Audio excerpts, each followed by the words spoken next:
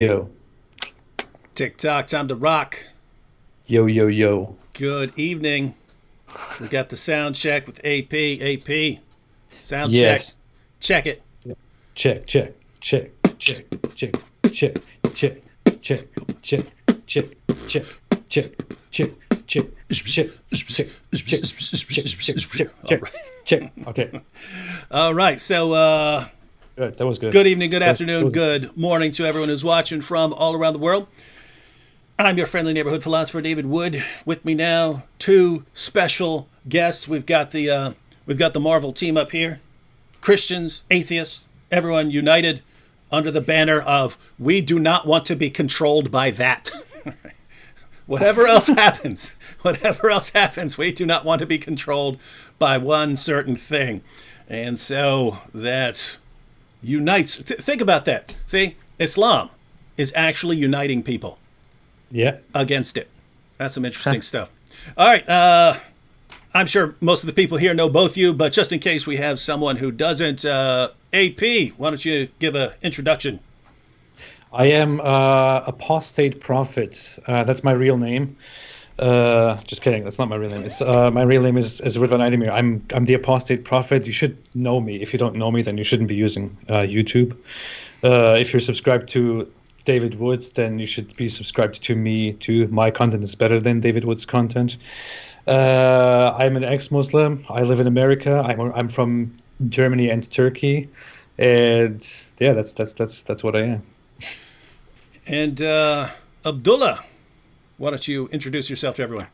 Yes, sir. So, ex-Muslim, I'm in Canada. I go by Abdullah Samia. And what can I say? I used to be in I've been in two different sects in Islam, and now I'm atheist. So, that's me. All right. And the reason I definitely wanted to have you guys on is because some recent events, which we'll get to in a moment. My goodness, there are a lot of people in the chat talking about golden showers. I don't know what they mean. I don't know what they mean, but for some reason people are referring to Golden Shower Boy. Who in the world could they be talking about there? I don't know. Maybe they'll explain it later. But one of the things that's happened is, and which we'll be focusing on here, is Mohammed Hijab, of course, has decided to start heaping abuse on people in some ways that most people would find very, very, very inappropriate. And his justification is, well, they heap abuse on the prophet, and so they kind of deserve what they get, and this is the best way to go about it. And you'd think people wouldn't want to get on the same page with him on that, but I see a lot of people supporting him. So before we actually get into that, Abdullah, why do you criticize, of all the things you could be doing in this world, why do you dedicate time to criticizing Muhammad and the Quran? Well, it's simple. Islam has a lot of very bad ideas in it. I don't think it's a motherload of bad ideas, but I definitely think there's truckloads of bad ideas in Islam. When it comes to women's rights, it comes to the rights of minorities, when it comes to freedom of religion, freedom of expression, there's just so many things. And, I've seen two different sects in Islam. I've seen Ismailism, which is a very liberal sect, 5% of the population, something like 5 million in the world. And Ismailism is it's tolerant, and it's like it doesn't even register on the radar for harm compared to Sunni Islam, which is what I converted into. And I think the reason for that is because, Ismailism is a modern sort of religion that has a living guide and all that, whereas Sunni Islam goes by what the Prophet said in the 7th century. So you have this 7th century sort of world that Muslims in some way or form are trying to bring back in today's world, and that's where the problems are. There's just a lot of dissonance there between what the world we live in and the world that Muhammad lived in, and the world created by the scholars of Islam over the years. So this is why I talk about this thing, because I spent a big part of my life being a Sunni Muslim, and when I was Sunni, I made a lot of sacrifices. I gave up a lot of things. My whole life is different because of Islam. And I just don't want other people to make the same mistake, which is why I created the YouTube channel, which is why I have my blog. I don't want other people to give up, to make the same sacrifices that I made. And frankly, I think it's bad for the world. So we need to talk about it. If we don't talk about it, people are going to convert to Islam.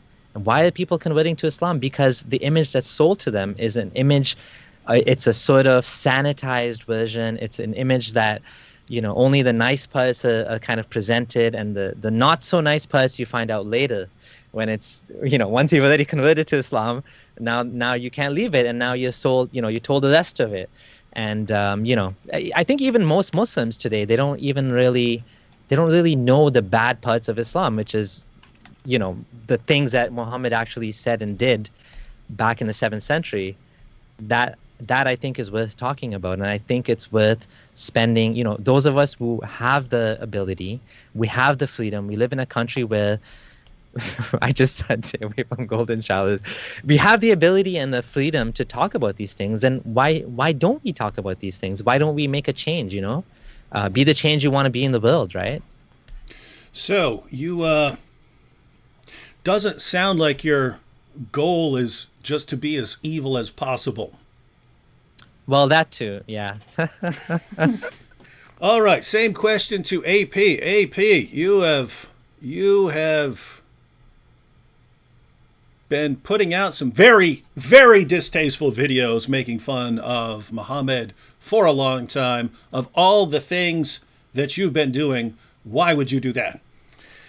Well, I spent many years of my life being raised as a Muslim, and I practiced Islam quite religiously and devoutly. And during those years of devotion, I realized one thing, which is that Islam is the only system in the world that has a very good sense of morality, and that gives humanity peace and tranquility. And I saw that people have to abide by this perfect morality in order to be better humans. And I thought to myself, I have to do 5 prayers a day. Can I do that? No, I'm too lazy. So I decided, well, I should just what should I do if I cannot pray? If I cannot do the 5 daily prayers, I should just declare that I no longer believe in Islam. So I started calling myself an ex-Muslim. And then I saw that there is money in this whole business, that if you declare yourself as an ex-Muslim, that people are going to pay you money, and especially Jews and Israel and stuff like that. So once I saw that opportunity, I decided to go out and make very distasteful and disrespectful videos about Muhammad and Islam and the Islamic community. I think I also had some special interest in simply disturbing humans and disturbing society and making society more corrupt. Spreading evil, spreading corruption in society. And I'm kind of getting a kick out of that right now. So, why not? And for anyone who doesn't understand the sarcasm here, that's what the apostate prophet gets accused of, right? That both these guys, it's you couldn't handle the difficulties of Islam. You couldn't handle your daily prayers, and you realized you could make a lot of money if you went out and started attacking Islam and so on. I mean, my goodness, how rich would I be if I converted to Islam and came up with some bogus story about how it was after realizing that the Quran's been perfectly preserved right down to the letter, and here's my new book on all the evidence for Islam. I'd be a billionaire. I'd be an overnight billionaire. They really make up these things like, he just didn't want to pray the 5 daily prayers. He didn't want to fast. He didn't have the will to fast. He wanted to. This one guy, in fact, Ali Dawa said he was saying that, right? You're weak. You're weak. Well, yeah, he said he wanted to buy a house with interest, which is why he left Islam. Like, are you kidding me? Yeah. That's a serious thing that he said. I wanted to buy a house with interest, which is why I left Islam. There are Muslims who do that stuff. Why would you leave Islam for this stuff?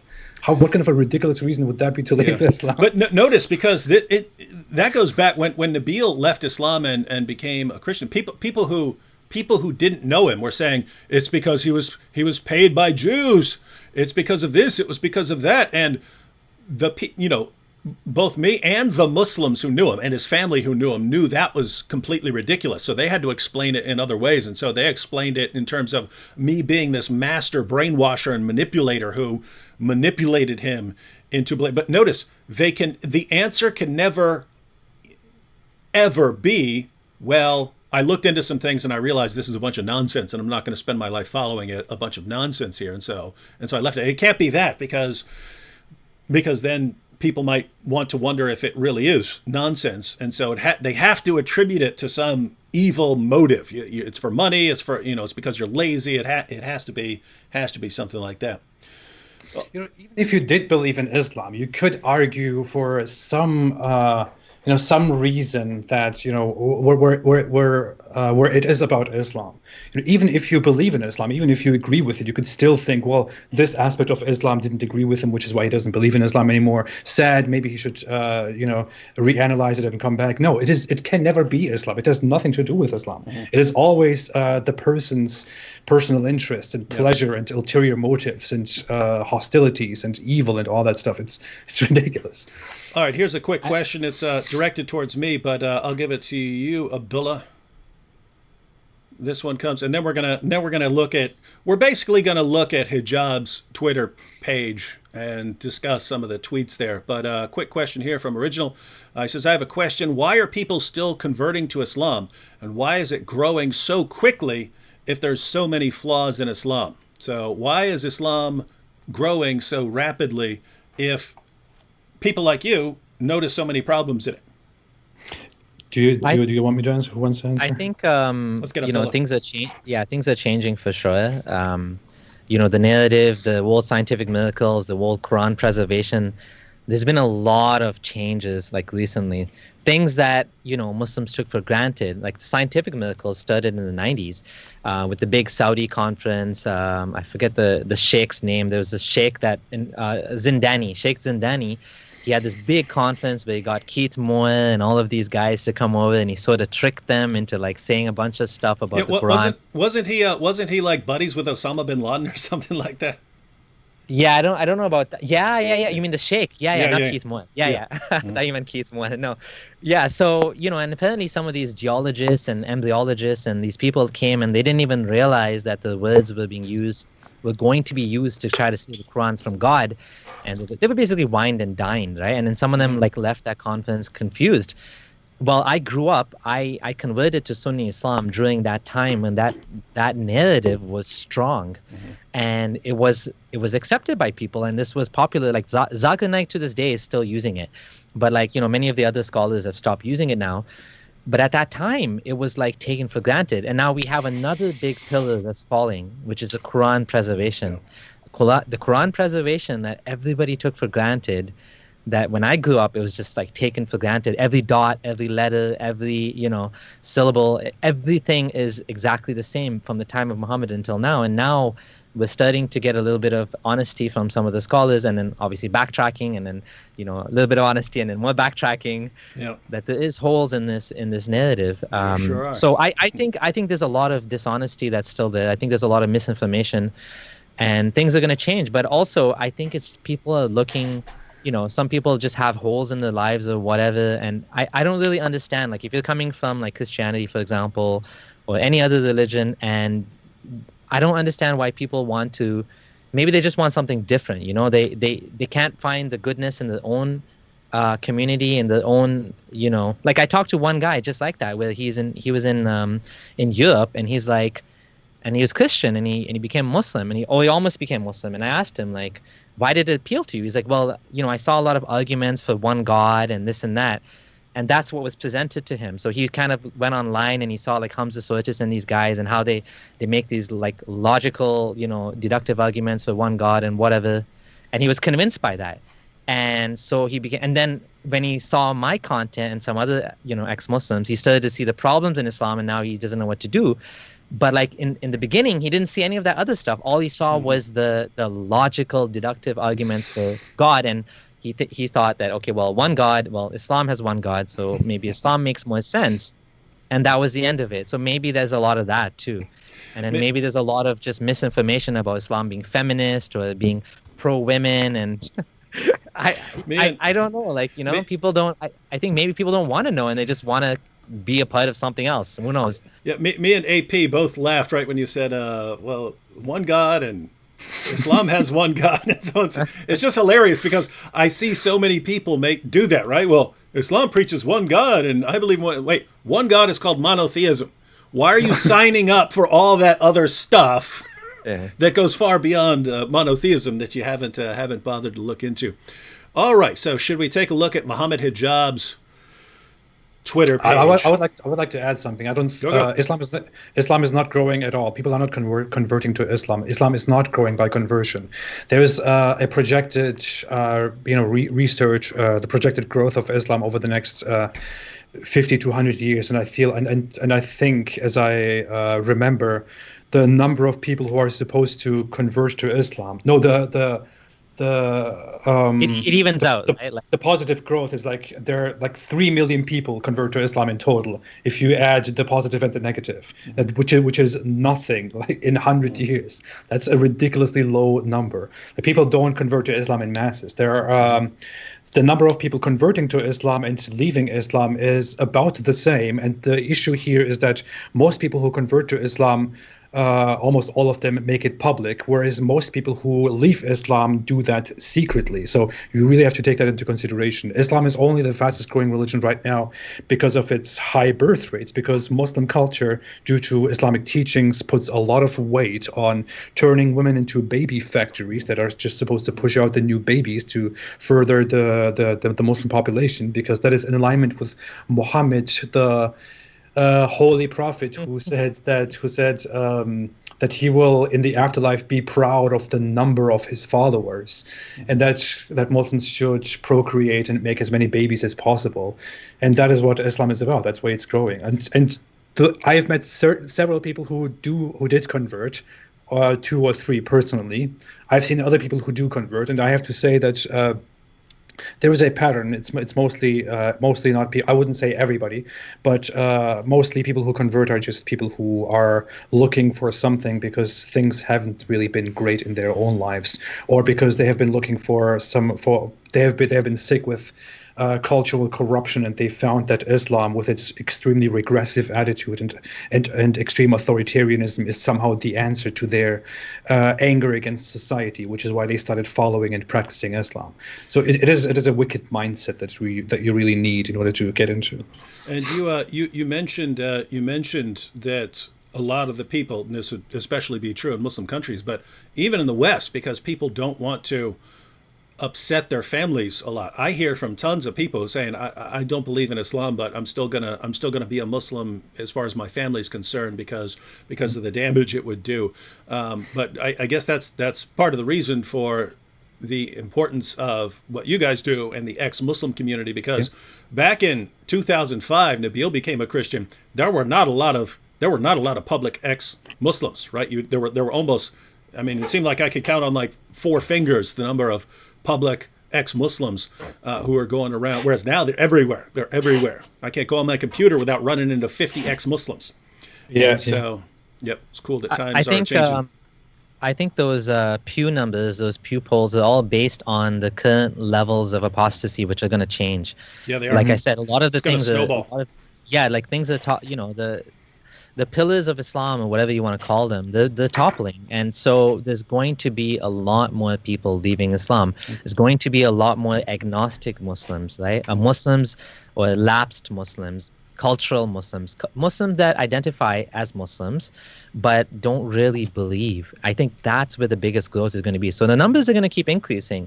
But for all intents and purposes, these people don't really believe in Islam. They go for, they might pray, they might not pray. They're sort of attached to Islam, they're sort of not attached to Islam. I think there's going to be a lot more people like that. Mm-hmm. Yeah. No question. All right, let's go. And I put a comment up on the screen. Is Mohammed Hijab trying to destroy Islam single-handedly from within? I don't know. If he is, he's doing a good job of it. And if he's not, he's still doing a good job of it. Because, wow, I mean, I've been saying this for years, that if some of these younger, more aggressive Muslims start taking over and become more popular. They will destroy Islam from within. They'll bring the whole system down because, and I noticed this all the way. And we talked a little bit about this on AP's live stream a while back. That I saw way back in the day, 2005, 2006, 2007. That I knew some really aggressive Muslims, and I'd known some in prison as well. And the Muslims who got put forward as speakers and debaters were completely different. They're these nice, gentlemanly people and so on. I'm thinking, why are these guys being put forward as the representatives of Islam when you've got these far more aggressive, far angrier people who seem to be much closer to what Islam actually teaches? And realized back then, man, if those guys could ever become the public examples of Islam, it's going to change people's perception, and maybe people wouldn't be so resistant to the idea of ever criticizing Islam. Maybe people wouldn't say you're a racist if you criticize Islam if they find out it really does call for these things, if it really does call for the killing of apostates. So we're not just making that up. And so, but now it's actually happening. We have people like Mohammed Hijab and Ali Dawa and Fareed and these young guys who are gaining popularity on their YouTube channels. And you take people who are already young and aggressive, and then their religion encourages them to be aggressive, and then they have a big following that's cheering on whatever they do. You could tell. I mean, it's pretty obvious what would happen, right? They would become more and more popular until they have massive popularity and have a massive crowd ready to shout down anyone. By that time, you've got the Muslim scholars and the people who want to calm them down, saying, hey guys, we have to, you have to pull back. You're embarrassing us. You're making the religion look bad. But they'll get shouted down by the mob. How dare you? You're jealous of Mohammed Hijab. You're simply jealous of Hijab and Ali Dawa and their great popularity because they're the ones who are crushing the kuffar. And now you're trying to bring them down to your level. And they would just get eaten alive. And so the public face of Islam would turn into something that looks a lot more similar to what Muhammad actually taught, so on. But I didn't think it was going to happen this fast, and now it seems to be happening. Anyway, let's go ahead. I know. To me, it looks like it may be that Mohammed Hijab doesn't believe in Islam anymore, and he's really upset. He's really angry about this whole about Islam and about how it affected his life and how how it is everywhere. And Let me tear it down. He's trying to cause as much damage as possible before he gets out, and he's sacrificing us, like me and Abdullah Samir and all these people, just because of his anger. But please, Mohammed Hijab, if that is your plan, if that is what you're doing, Mohammed Hijab, please stop. That would be brilliant, right? If like one of you guys decided, hey, I'm about to leave Islam, you say, wait a minute. Maybe I won't tell anybody. Maybe I'll stay here, become a champion apologist for Islam, and then destroy it from within. That would be epic. That would be epic. He's doing a good job. He's doing a fantastic job. Mohammed Hijab, keep going. All right. Well, Mohammed Hijab seems more like a fundamentalist than anything. I'd say Yasir Qadhi is the one that has doubts in Islam in some level, some deep level. He knows that some of this stuff just doesn't make sense. And he's in the rabbit hole far more deeper than even Mohammed Hijab. I mean, he spent 10 plus years of his life studying it, and his whole life is dependent on Islam. Like he does khutbahs, he does Umrah tours to Saudi, to Mecca. I mean, everything he does is coming from Islam. There's classes he teaches, Al-Maghrib seminars. I mean, he'll lose everything, and people would probably try to kill him if he openly left Islam. And I'm not saying I know for sure that he has left Islam, but clearly the doubts are massive enough and he just can't keep it to himself. Like he keeps leaking, like what he really feels to the public. He just can't hold it in. There might be this entire mob of apostates behind the scene, united. Here's how we'll do it. Yeah. You can't bring us. We can't just leave Islam because they'll say that we did it for money. But if we stay within Islam, look, Hijab, you do a little interview with me, and I'll let it slide out that there are holes in the narrative. We'll let that go for a little while. Then Hijab, you go absolutely insane and start talking about golden showers, right? You do that, and then Ali Dawa, you start talking about killing all these apostates and stuff. We'll keep doing that. Does that work? Yeah, I feel like Mohammed Hijab is just so. He's probably like there's this video of him that Abdullah Gondal found. Well, I think it was Introverted Smiles found, and then Abdullah Gondal watched it, and he admitted he's having migraines. He said he's been having migraines for a while now. So I feel like he's kind of losing it. He's, the stress of being the man that, caused this like huge wave. And actually people are apostatizing because of this Quran thing. It's no joke. Didn't he even say that he's getting migraines when he talks about this, or when he talks like this or something? I think he said something more to the migraines, but that it is somehow connected to talking to the critics of Islam or the apostates or something like that. I don't know. It might be totally untrue. I mean, he's stressed out. I mean, to be honest, this whole thing was brewing. Like, if you watch his interview, he said the number one question, this has been going on for 4 years now, but the number one question that he had for Yasir Qadhi, which people voted on, was what were his doubts that he had at Medina, and because he admitted he couldn't resolve some of those doubts, right? And he's not the only one. I mean, Noman Ali Khan has also said that he had a friend who went to Harvard and he left Islam, or he's no longer Muslim because he said they took apart Islam, and you left, holding the pieces, and you don't know how to put it back together, and so you end up leaving Islam. So scholars know that when you go into academia, and one of my goals is to amplify academia, because I know the Christian world is a lot more open with academia, and there's a lot of research into the Bible, and that type of stuff it's okay with Christians, but with Muslims, you have people like Abu Zayd in Egypt, who even he even said the slightest thing about the Quran, and they called him an apostate. They made him divorce his wife, or they said his marriage is annulled. He had to flee Egypt. Like, this is like any academics you have, like they can't even talk about the Quran because they will be like harassed, intimidated, killed. I mean, there was fatwas put on Abu Zayd's life.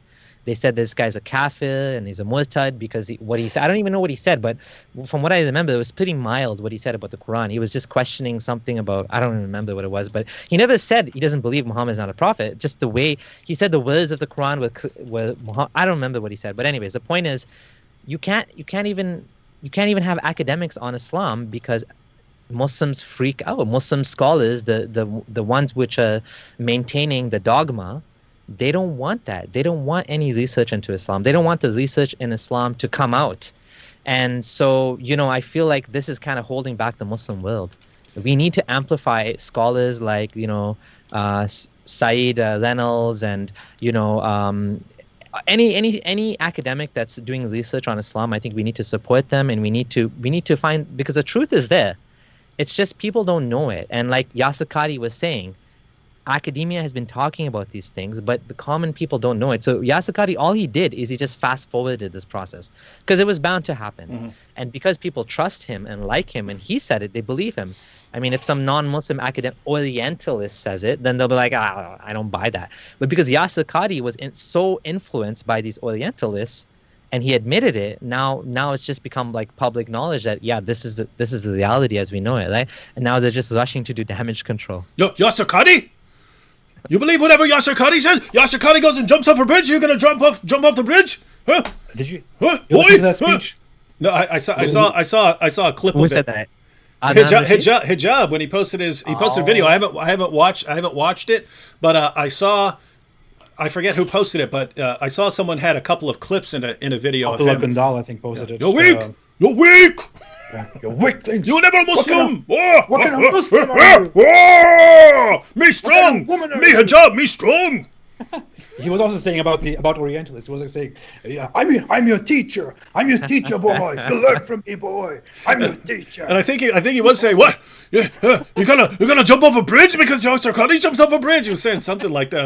It was hilarious. It's like you don't get it, dude. It's Yasir Qadhi has no reason to make up. I mean, if Yasir Qadhi is aware of the manuscripts of the Quran and he knows perfect preservation right down to the letter, if he knows that, there's no reason for him to make up and go, "Oh, nope, I can't talk about this. This is a really bad topic that we should never be discussing in public." He would just say, of course. You have these liars. You have these liars at Yale, and you have all these lying scholars and so on, but we know the Quran's been perfectly preserved, but not what he's saying. So there's no reason for him to make up holes in the narrative. And so that's why people realize, wait a minute, we got a problem here. All right, let's go ahead and take a look at Mohammed Hijab's Twitter page. And we'll start seeing what's going on here. Teacher boy. Refute you. All right, so this is Teacher boy. Mohammed Hijab's Twitter page, and he is here, comparative religionist, political philosopher, author, debater. Wow, not professional tantrum thrower. Don't see it on there. Hey, Mohammed Hijab, we know you're watching. We don't see you commenting because you know you can't control your temper, but I would appreciate it if you put Grape Ape of Apologetics. That's the name I gave you a while back.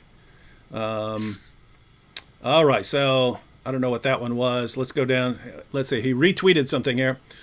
Mohammed Hijab. By the way, can you guys see this if I'm reading something? Yeah, I opened up the live. I just muted it. Okay. The funny thing is, he actually used the thumbnail from my video. That's and he funny. changed his thing to comedian, professional comedian or something. Oh, that's actually classy, right? I could. Sometimes I think he might actually be funny and not this, super angry person. But so Dilly, he retweeted something here. Dilly Hussein, question: who or what is an open enemy of Islam and by extension the Muslims? Answer: any individual, group, or entity who publicly defames, mocks, and attacks Islam and Muslims without any willingness to sincerely engage. Wrong. Now notice. Even though Abdullah, you probably mock the least. I think I might mock the most. AP is trying to catch up with the level of mockery that I produce, but this specifically says who mocks, defames, attacks Islam without any willingness to sincerely engage. I think we do sincerely engage, don't we? We all do. It doesn't matter, This guy is completely misrepresenting the position here. It has nothing to do with wanting to sincerely engage. It has absolutely nothing to do with it. If you are an opponent of Islam, if you criticize Islam in any way, that means you are an enemy of Islam. That's all that needs to be said. That's the entire definition of it. If you oppose Islam, then you are by definition, according to Islam, an enemy of Islam. All the mockery, satire, jokes, and all that, none of that matters at all. That's all just an excuse. Yeah, I was getting plenty of death threats when I was not mocking at all. I was just giving straightforward information and debates and stuff like that, and that was too much. That was too much for them. But I mean, my goodness, recently, the thing I've been doing most in live streams is inviting Muslims on, giving them massive amounts of time, giving them 10, 15, 20 minutes. Several days ago, I gave Dr. Shoaib Syed, who's a speaker for Peace TV and a bunch of other organizations, I gave him an hour and 20 minutes, which he used almost entirely to attack the Bible. And so I don't know how you say, hey, we're not seriously engaging here when we're putting our arguments out there. We're inviting criticism. We're inviting feedback. What are you laughing at? What, did you see a comment? Did you see a funny comment? No. It says political philosopher. Oh, yeah. Most brilliant scholar in the world. Oh, you're a political philosopher. Are you kidding me?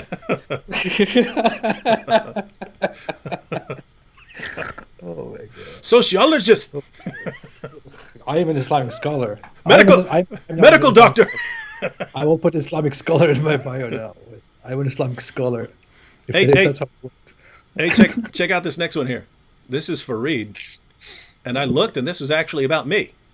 It was funny because earlier I was instead of just scrolling through the tweets, I was going to take screenshots of them and then we could look at them one at a time, but I realized I didn't have time.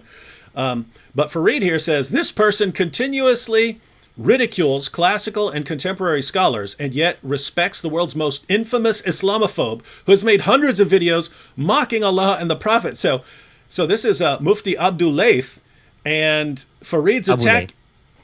Yeah, so what's that? Abu Laith. What about it? Oh, that's his name, Mufti Abu Laith, not Abdu.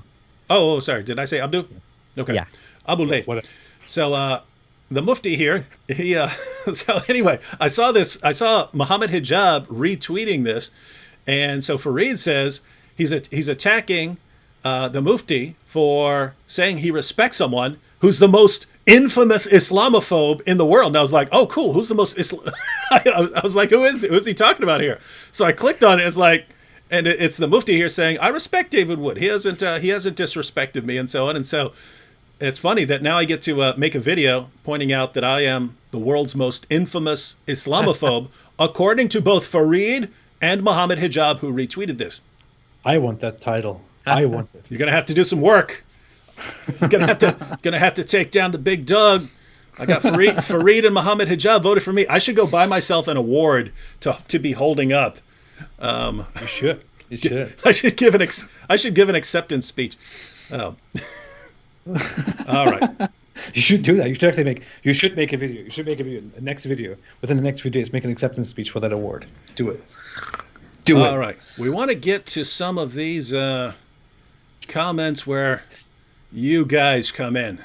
Here we go. This is one of them right here. This isn't specifically about you, but this follows a bunch of attacks on you guys here. But he says, let's see. Let me see if I can zoom in on this a bit.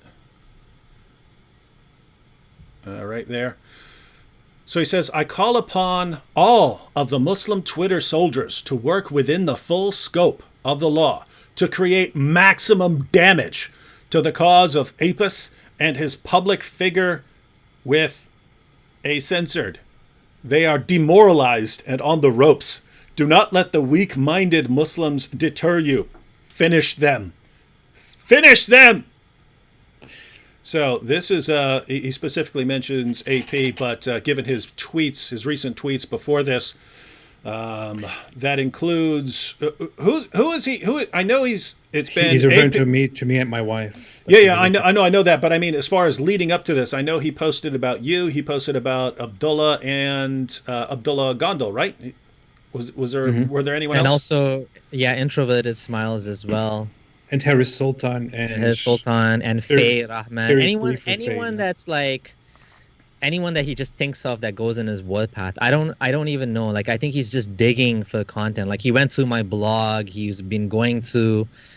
He's just looking for something. He's just looking for a fight. I think that's what it feels like. And like picking on your wife. I mean, your wife doesn't even have she doesn't even come on your YouTube channel. She has a Twitter account. Like, does she deserve this sort of wild? Well, he calls her a public figure. That's his excuse. He says that she is a public figure because she has a public account that criticizes Islam as well. But that is not the definition of a public figure. If you have any account on any social media platform, you are a public figure who must be destroyed using freedom of speech. A public figure is, by definition, somebody who has a significant number of people who know you, like a really significant number of people who know you, so that when someone mentions you, people know who you are talking about. My wife is just a random person on Twitter who says her opinions. She's not a public figure. I am a public figure. You are a public figure. Abdullah Samir is a public figure. Mohammed Hijab is a public figure. My wife is not. He's making this excuse and attaching public figure so that he doesn't get in trouble, but it doesn't protect him because that's not how it works. He will get in trouble for this. And notice the silliness here, right? It's we criticize Muhammad for a reason, right? This guy calls for our violent subjugation. We're all dead. We're all dead according to Muhammad. We're all dead because we criticize Islam. You guys have an additional death sentence because you're ex-Muslims. So everyone on this live stream right now is under a death sentence. Islam calls for the violent subjugation of the entire world, calls for a lot of horrible things. And so when we criticize Islam, it's like Muslims are saying, yes, there's this ideology that calls for your violent subjugation, calls for your death, even according to Ali Dawah. It's a guy who had sex with a prepubescent girl and took the wife of his own adopted son and bought, owned, sold, and traded black African slaves and did all of these things. But don't you dare criticize him. If you criticize him, it's just because you're evil and will go after your wife. And that seems to be the reasoning there. So notice if your AP and Abdullah, if your wives were calling for the violent subjugation of the entire world, we're calling for people to be slaughtered, and we're winning millions and millions of followers to go out and kill and slaughter for them, and Hijab said, well, we must criticize these women. I would say, yeah, you do. You should, because of their horrible teachings. But it's more along the lines of they're attached to you guys, and therefore they're fair game. Look, what they're doing is they're saying that they have now the right to attack and harass our family members, our wives, and our other family members, including our children, because we insult Mohammed, who is very close and very dear to them, and they attack who is dear to us. But that's not how it works. It is not that. Completely putting aside the fact that Muhammad the Prophet is this big religious figure who did a lot of atrocities to the world, insulted all of us, and all that. Aside from all of that, what is happening is not that we insult their values and their beloved figure, which is why they can now insult us and our families. What's happening is that initially Muhammad insults all of us, calls us lower creatures, calls us names, calls us worst of creatures, lower than cattle, and calls for our death. We, as a response, then insult and criticize him. We don't even do half of what he has done to us, and then these Muslim apologists come and say, "How dare you insult our prophet? Now we can insult you." So that is where their logic entirely fails. Yeah, and that's an important point, because I say that when people say, "Well, why do you criticize Muhammad?" Hey, Muhammad criticized me long before I heard who he was. Yeah. He was coming after us long before we ever heard of him. And what you guys are saying, what Muslims are telling us is, yes, here's this system that calls for the annihilation of your civilization and says that you guys will be killed and that your wives will become the sex slaves of followers of Muhammad, but you need to just not speak about it. When here's the craziest part, as far as I can tell. You've got, if anything in the history of humanity deserves criticism, I would say it's this.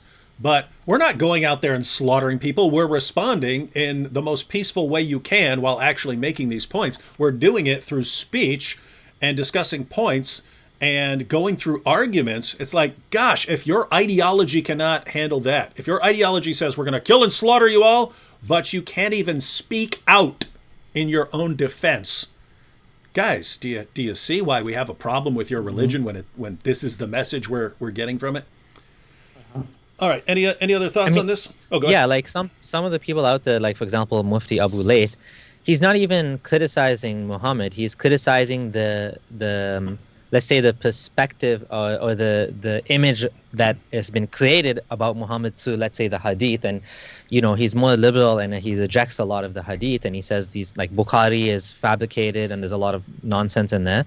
And even he is considered a kafir, a disbeliever, and a murtad, like an apostate, just for not criticizing Muhammad, but just for saying the Hadith is not true. Mm-hmm. So it's like the standard, or it's just too easy to fall into this. Like, you don't even have to say anything about Muhammad. You can even just say that I don't believe that was Muhammad, and still you be considered like an enemy of Islam. Like Abu Zayd, like I gave the example Abu Zayd, and the live stream we did with Gondal on blasphemy, there was a bunch of Quranists that they were given jail sentences because they're Quranists and because they said you can't trust the Hadith. And it's just crazy. It's like, never mind criticizing Muhammad, even if you criticize the idea that Muhammad that is not really Muhammad, even that's like, that's taboo. That's considered off limits in some parts of the Muslim world. Yeah. Well, we've even seen from Qadi. If you simply say that there are holes in the narrative, they're coming after you. And so can you imagine the pressure to conform, where any divergence from any point, even if it's obviously false, even if you've looked it up, and Yasser Qadi was saying, when he's talking about what Western scholars will point out to you, he says, and they're right because they're quoting your sources. We know they're right. They raise these criticisms and we know they're right. So you're in a situation where someone is telling you the truth. You know that you have a problem with your position and you can't say one word about it because you'll get eaten alive by the mob. This is And that's what happened to Yasser Qadi, and that's what happened to Mohammed Hijab. They got eaten alive by the mob. Yasser Qadi, I was like, I was surprised that he took down the video. I was really not expecting that. I thought he's the type of guy that stands by what he says. And especially when it's like already all over the internet, it's kind of too little, too late. But I mean, the mobs, just imagine, like, this guy kept his video up for as long as possible. Mohammed Hijab, backtracked first. Mohammed Hijab started throwing him under the bus, saying we'll refute him and whatever, like you said. And then and then even Yasir Qadhi caved. And then Yasir Qadhi is making he's backtracking now, and he's saying, oh no, Quran is preserved, my words are being twisted, this and that. But even he wasn't able to hold up, to stand up to the mobs. The mobs are really holding back the Muslim mobs are holding back Islam. It's just that there's no two ways about it. It's just unfortunate. Yep. Yeah, actually, let me pull up. I had it here before in a previous live stream. I think when I was on here with Jay Smith, but after Yasir Qadhi did his interview with Mohammed Hijab, and then there was this sort of immediate backlash, and a bunch of people started using clips of the video of him saying holes in the narrative.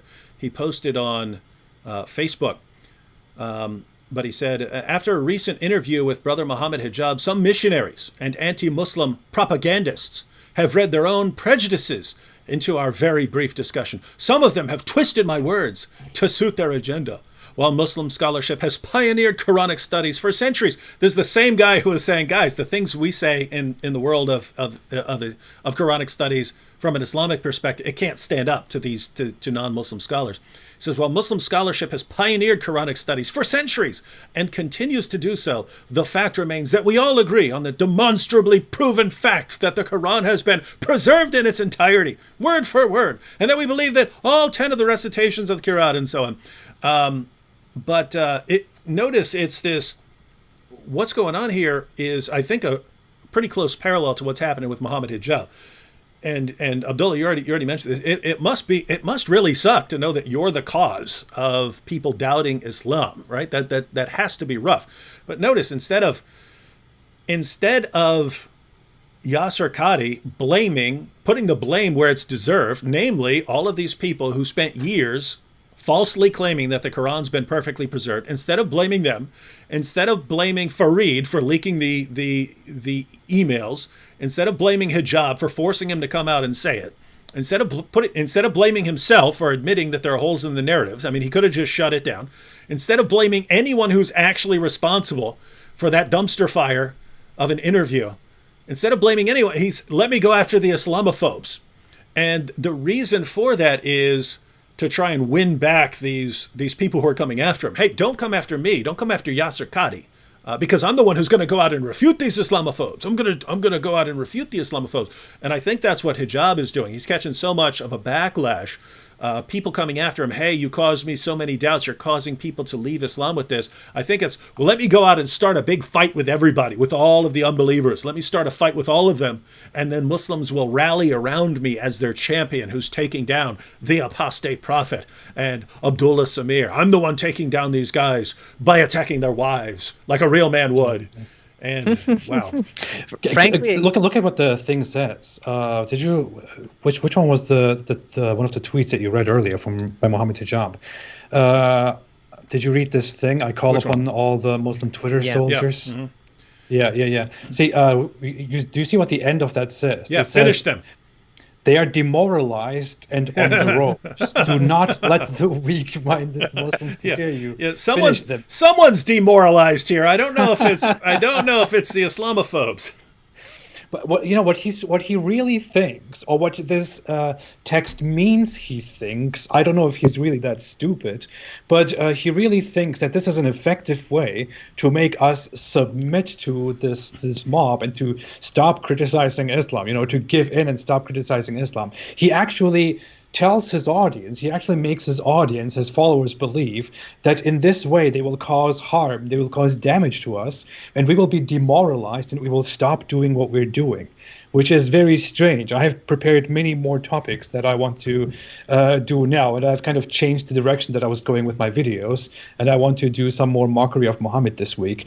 What I want to do as a response to this is not to step back, but to come even stronger. So it really looks like he believes this is a way to end us by just trying to mob us, trying to bully us into submission. That's not how it works. I have no idea what people think you're doing. No, And the problem with that thinking is anyone who can be bullied and intimidated, and there are people like that, right? If you heap abuse on them, then they're going to back down. They're going to go do something else, right? You find this in a lot of things that go on in the culture. As far as if you get shouted down on Twitter and you get enough dislikes, people are like, oh, well, I can't say that anymore.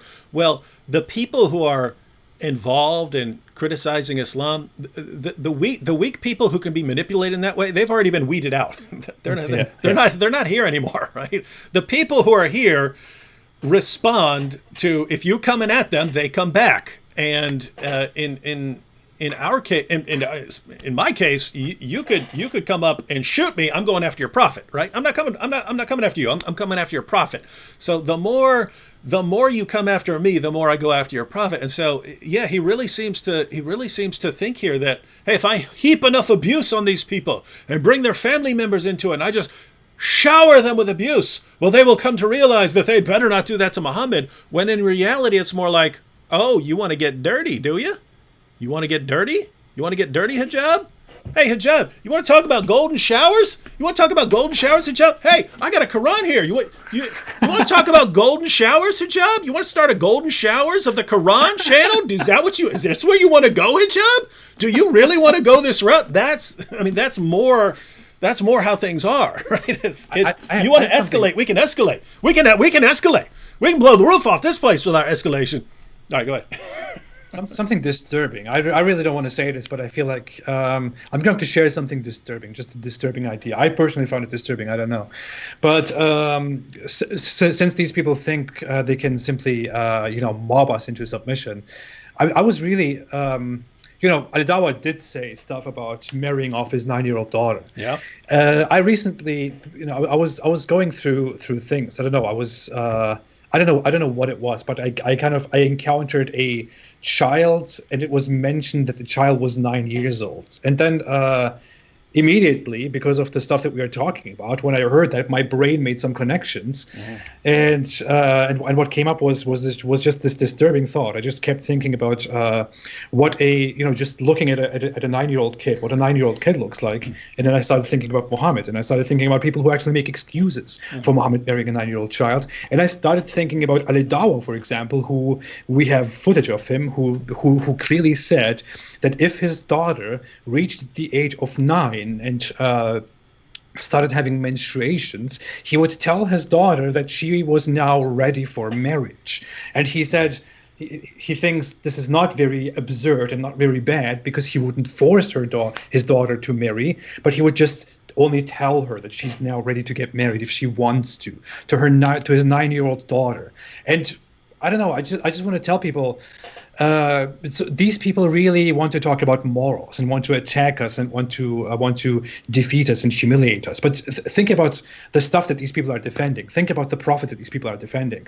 Think about how when you see a 9-year-old child, a 9-year-old girl, think about Mohammed and think about Ali Dawa. Mohammed had sexual intercourse when he was older than 55 with a girl who was 9 years old. Ali Dawa is someone who lives today in 2020, who tells people, if my daughter reaches the age of 9, I will tell her that she's ready for marriage. Ali Dawa actually says that he would be willing to marry his daughter off when she is 9 to an adult, to an older man, and allow that older man to have sexual intercourse with his 9-year-old daughter because she is now ready for marriage. He would be fine with that. And he would be morally fine with that. You could put it together with what he said elsewhere recently, that, and if you have a problem with that and you condemn it, well, you're an apostate now, and we're going to kill you in Islamic State. Yeah. Wonderful. If you condemn that, you are an apostate, and you will be killed for that. You should just accept the idea that a 9-year-old girl, a little child, should just be in a sexual relationship with an old man. And if you find that disgusting, if you find that awful and horrible and immoral, then you should be recognized as an Islamophobic apostate who probably deserves a death penalty under his ideal state, which he apparently is completely allowed to say with his checkmark on YouTube. Abdullah? I wonder if this is just like something he's saying, but if he actually had a daughter, he would reconsider. Like, I know that, I hope so. like when you actually have a kid, you have this like very strong paternalistic feelings, especially as a man, as a father to his daughter. And he might be saying these things now, but we know that in the world, the most common reason for child marriage is actually poverty. So, he might, the condition he added was if she menstruated. So he's kind of equating that with adulthood, which is, it's silly because obviously a woman that's 9 years old is not, usually would not be physically able to have a baby, and she would there's a very common condition that happens in Africa for women that get pregnant, young girls that get pregnant, which is called a fistula, where she gets like a hole inside her, and then she can't hold herself from using the washroom, and then the only solution for that is surgery, which they can't afford. So these poor women get kicked out of the homes, and they have to live by themselves in shame and misery. So we know from science, from what we understand from biology, that even though a woman, like a young girl, could physically get pregnant, it's not good for her. It's not good for her well-being. It's not good for her. I mean, she's a child. I mean, in every other way, like mental maturity, she'd still be a child,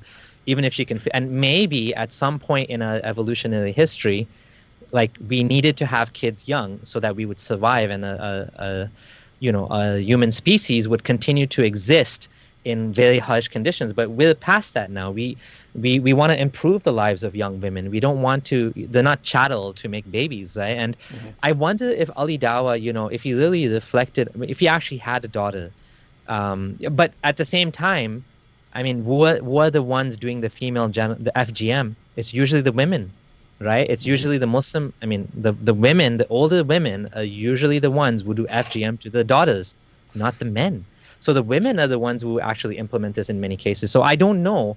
I don't know if Ali Dawah would reconsider if, his humanity and his parenthood, his would overcome his religious teachings, because I know a lot of time on Speaker's Corner and stuff, you get heated, you start shouting at each other, and your ego becomes very big because, oh, he's insulting my prophet. No, I'm proud of this stupid religion, and I'm proud of this stupid rule. But deep down inside, if it actually happened that he had a child, I don't know if he would really do that. And if he did, that would be a shame. That would be a real shame for humanity. But that's what that's what these things do to you, is these religious teachings, they twist your mind and they allow good people to do bad things. You know what I'm saying? Mm-hmm.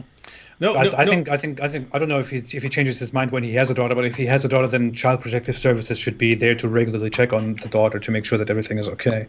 Definitely. Yeah, because I mean, think about this, and this really goes back to some of the reasons that we criticize Islam.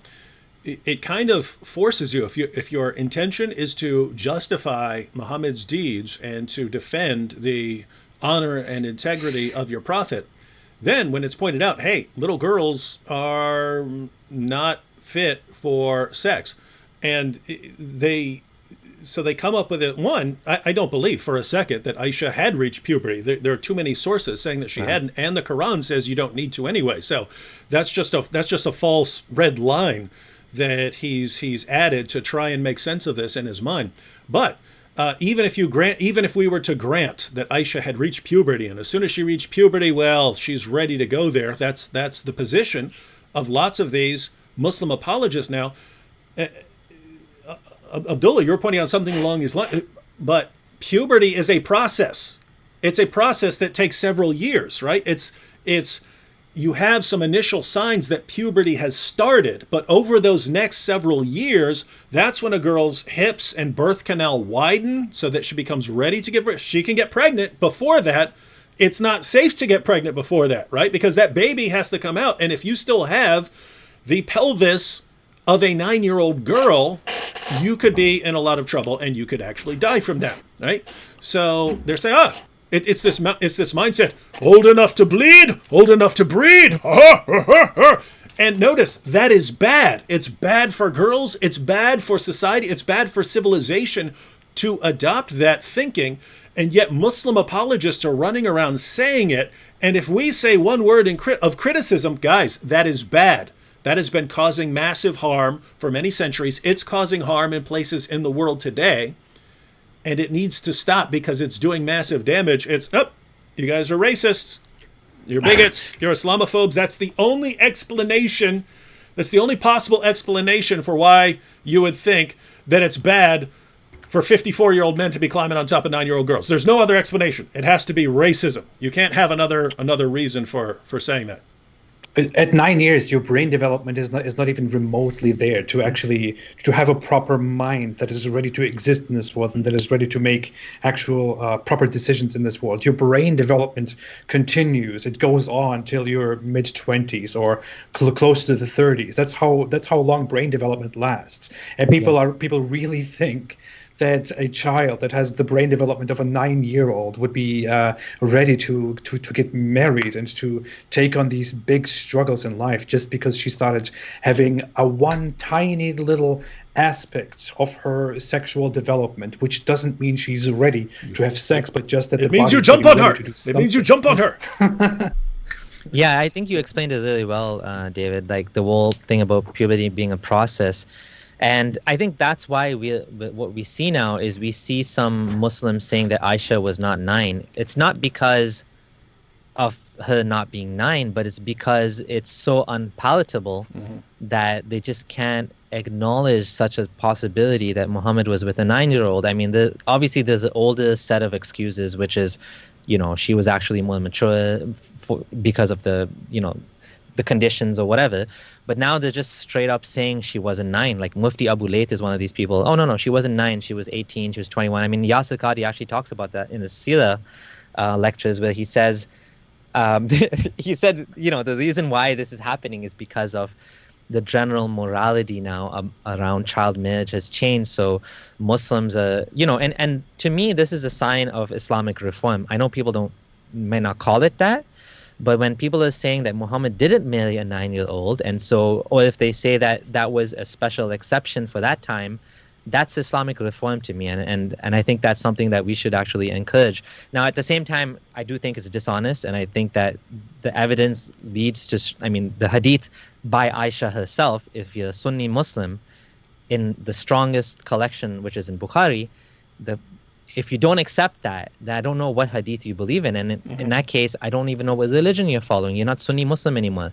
But if you're a Sunni Muslim, then you have to go by the hadith. And in that case, Aisha was 9. So you have to make a decision which way you want to go ahead with. Do you believe in the hadith or you don't? If you don't believe in the hadith, then Islam is pretty much gone. Yep. Quranist Islam is, I don't even know what that is. But if you go by the hadith, then, but this is what they're doing now. The cherry picking and they're trying to kick. I don't know what they're doing. It's to me, it's intellectually dishonest, but it's better for the world. It's better for the world if they think that Aisha was 18. Are you time traveling, Ridwan? Yeah, I'm space time traveling. Yeah, I actually. But there are many holes in the narrative. That's the issue. There's a video clip when Shabir Ali was being interviewed by Mufti Abu Layth, and Shabir said, "I just came to realize that a 9-year-old girl isn't ready for marriage." So he just flat out said it. A 9-year-old girl is not ready for marriage, and so yeah. Yep. And that's a good realization. Yeah. I don't even want to use that word, but don't use it. At 9 years old, it would be rape. It wouldn't be consensual. It's just a 9-year-old cannot understand what she's getting into. So it's unless your Farid responds, in which case, as long as her parents consented, how could you call it rape? Oh my God! You remember that? Farid responds. Yes, yeah. Wow. It was something like, I think I have the entire quote, and it was something along the lines of, I don't understand why these Islamophobes misrepresent me, something like that. How could it be child rape if the parents, if there is parental consent? Yeah, awesome point, champion of Islam, who also leaked Yasir Qadhi's emails. Wow.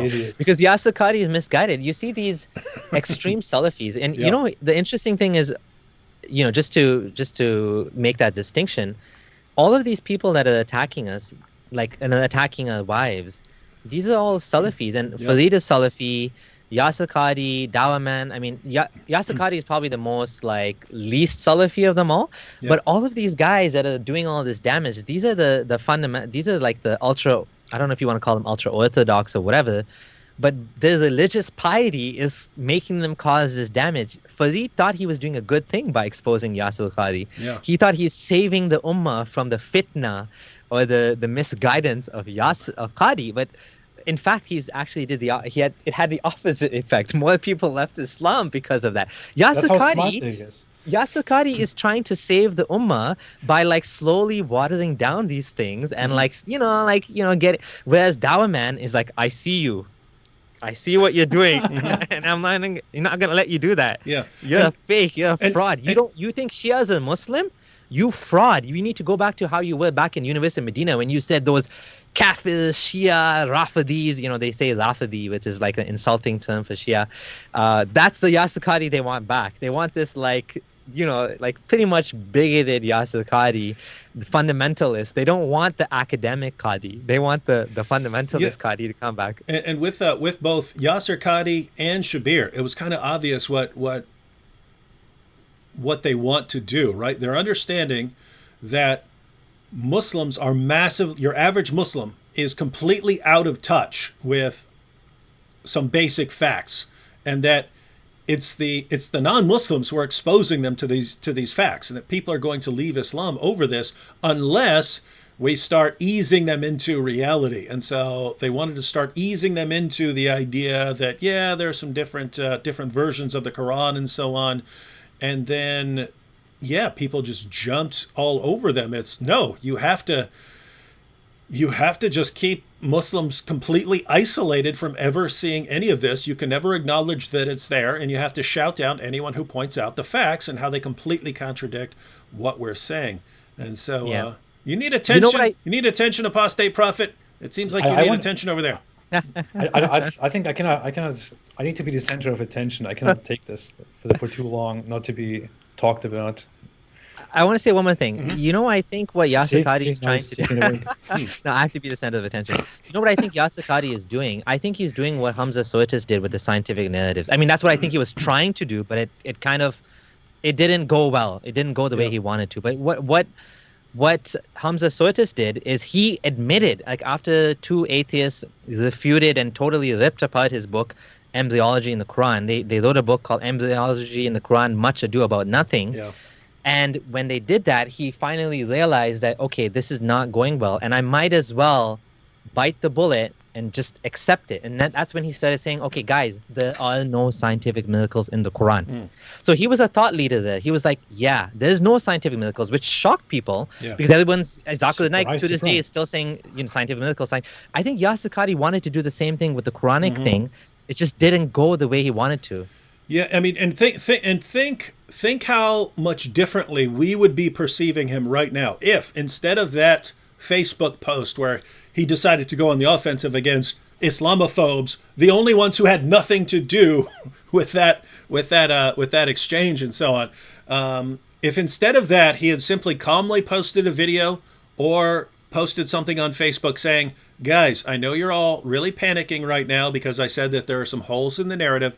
Guess what? There are. If you've been taught that the ahruf are simply dialects and that the kirat are, guess what? There are some issues here. And if we're people of truth, then we should want to be aware of those.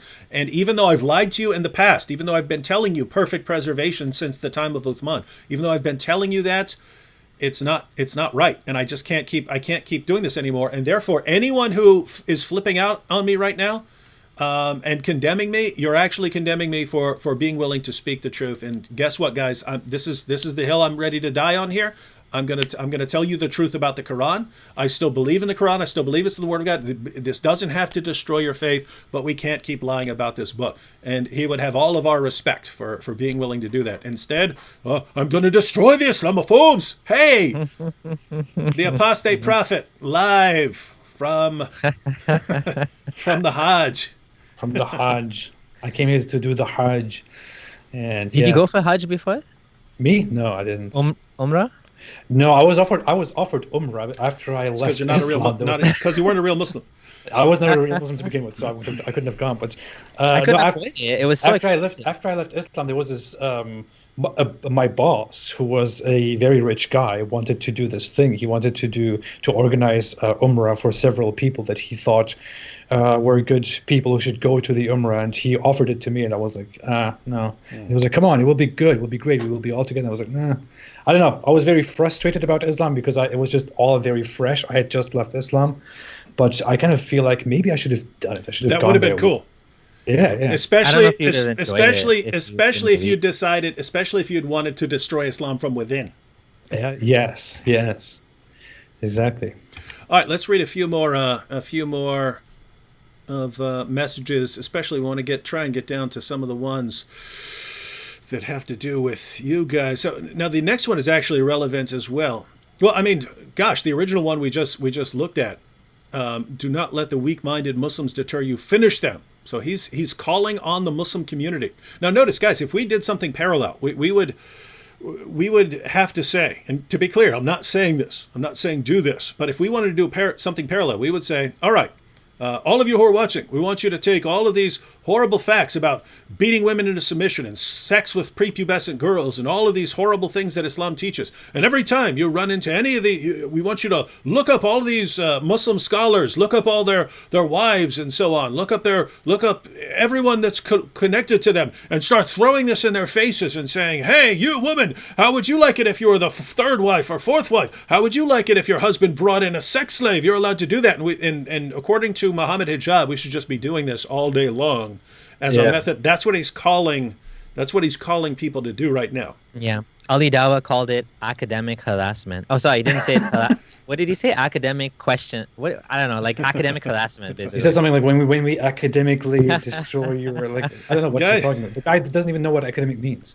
He's saying these these offensive, crude, vulgar, sexually explicit questions. He's calling that academic questions, but it's harassment. It's just straight up, like, it's not. The reason I didn't respond to Mohammed Hijab is there was no intent to dialogue. It's just straight up, like, he's just flooding this nasty stuff because he has no desire to engage. He's just what's it called?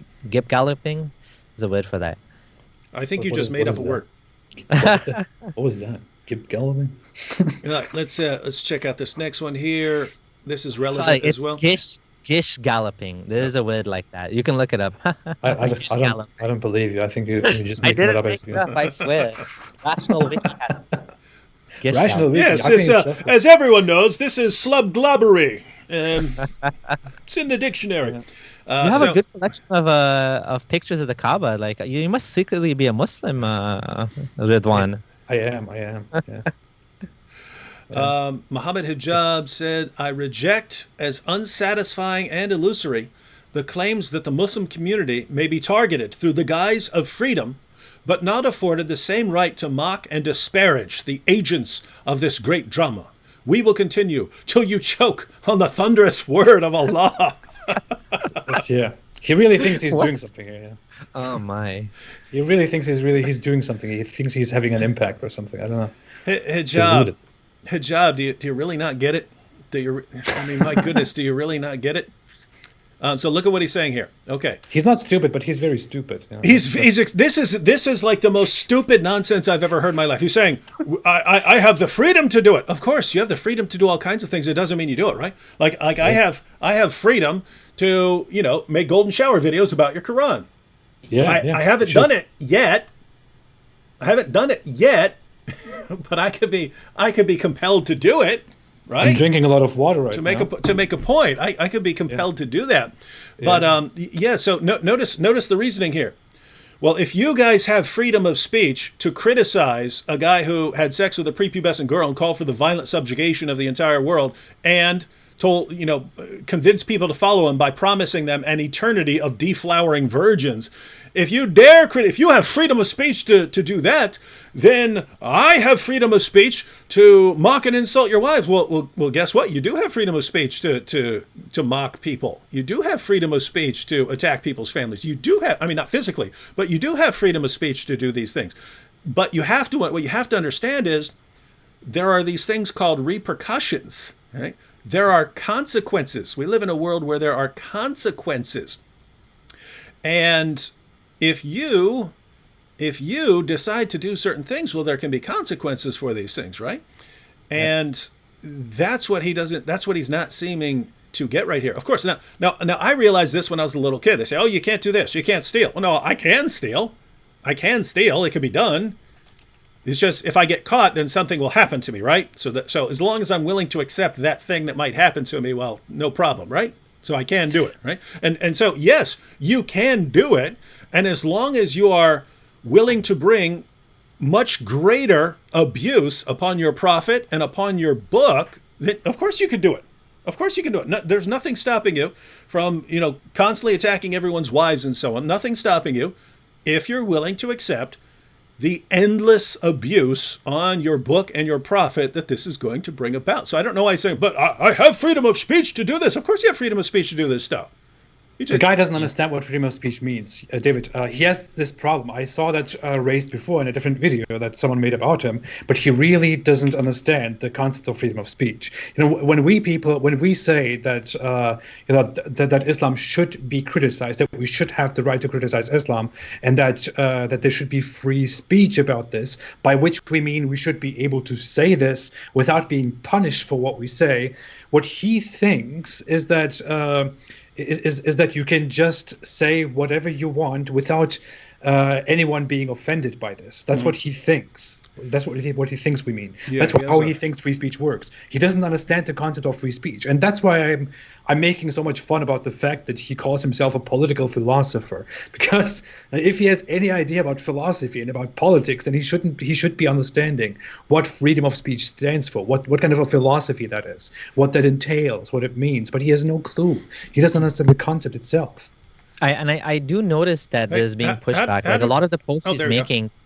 I was going to say a lot of the. We lost your video for a second, so I didn't know where you went. Oh. Okay, go ahead. I'm here. Yeah, I was going to say a lot of the tweets he's making, you'll see there's two different types of people, Muslims.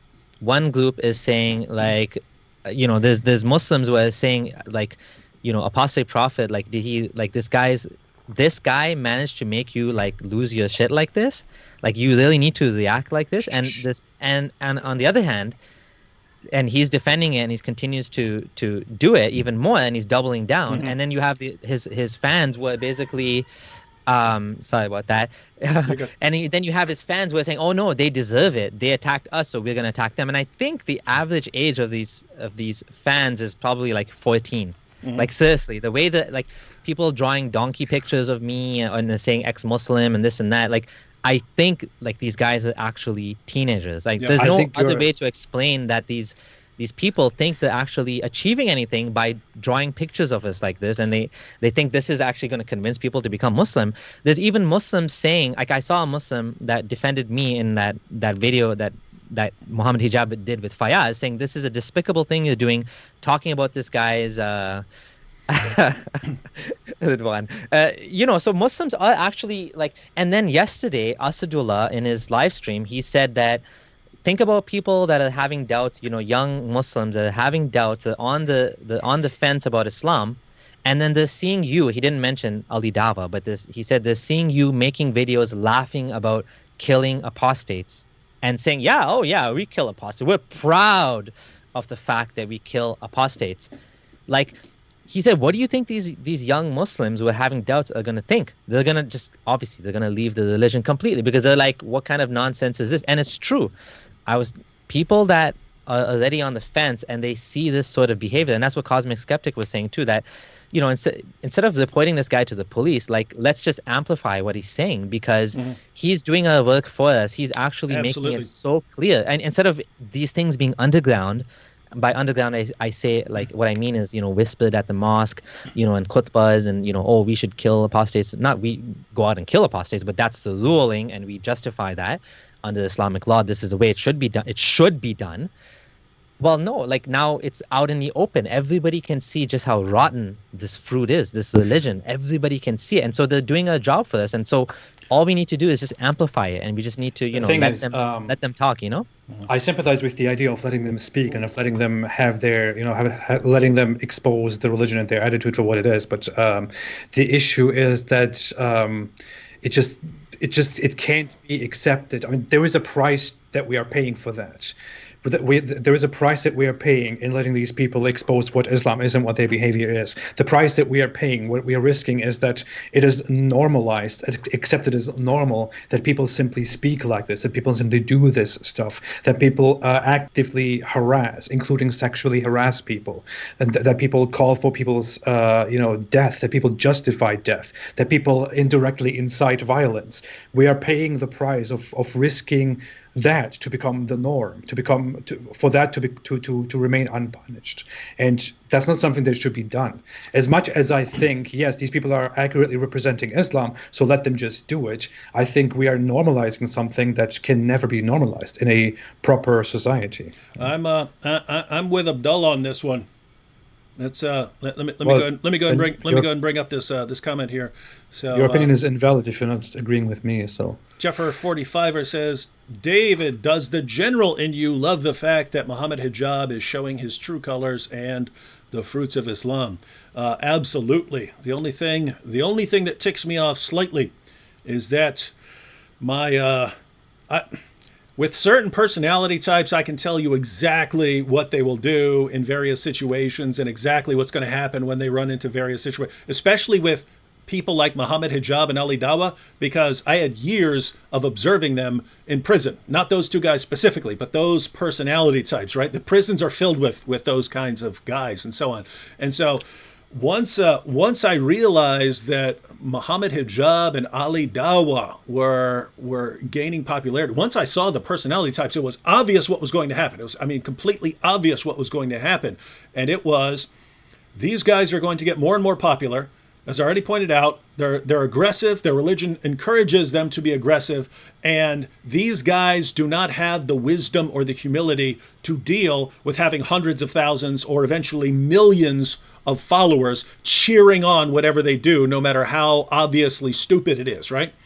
They don't have the maturity or the wisdom to deal with those kinds of things, and therefore it's going to go to their heads. They're going to keep doing more and more. They're going to get to the point where they're doing some of the stupidest things anyone has ever done, and their followers are going to cheer them on, and no one can do anything about it because their followers will then shout that person down. And what will eventually happen is, once the scholars and the more respectable apologists start trying to rein these guys in, those guys will get eaten alive by the mob. We'll have a new true face of Islam bared to the world, and people will look at that and say, all right, David, apostate prophet, Abdullah, we get why you guys are going against this stuff, and now we get it. We're not going to stand in your way anymore. Please crush this ideology, right? That's how things are going to go. But this was all at least a couple more years down the road, right? So notice, I haven't been posting criticisms of, Abdullah, I know your video isn't showing, but I think you might want to leave and call back or something like that, because I'm not sure why that is. Okay. Call back. You can hear me though, eh? We hear you fine. And for a minute ago when you started speaking, then you came back up. But okay, I'll call you back.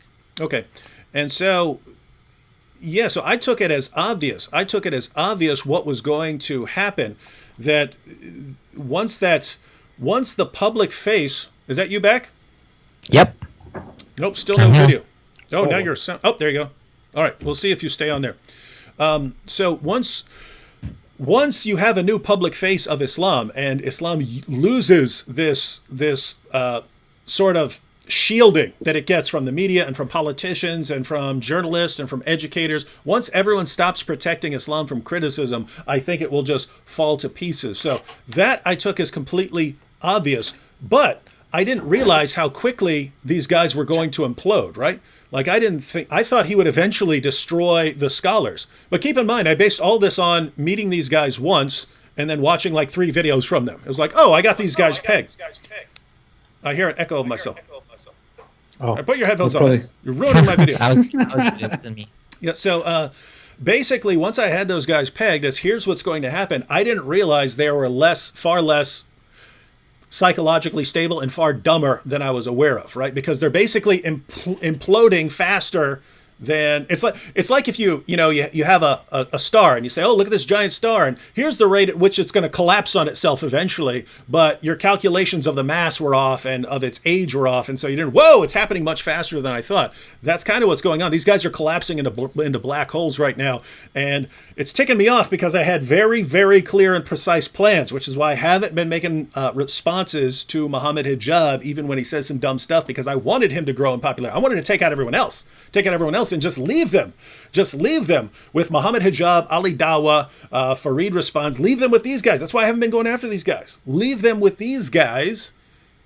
Take out the Zakir Naiks and the Shabir Alis. Take out all these guys, and then leave them with these guys, and then watch the entire movement implode on itself. Then, but they just kicked it into high gear, man. They're like, no, we need it. We can't. This can't be 5 years from now. This has to be right now, 2020. We have to destroy ourselves. And so it's kind of ticking me off, man, because I had big plans for these guys, and now, no, I don't know, man. What do you guys think? The thing is, I feel like Mohammed Hijab is a very good representative of the true face of Islam. He is like Muhammad in a way. He's like his prophet. He has the name. He has the attitude. He has everything. He has the broom and all that. But the thing is, it's not just Mohammed Hijab. I think if you get the average Muslim who is who really cares enough to believe in the same thing that Mohammed Hijab believes in, and who really wants to go out and do dawah and do Muslim apologetics, then the people that you will get as a result will end up being people like Mohammed Hijab and Ali Dawa. I think it's very likely that you will get such people.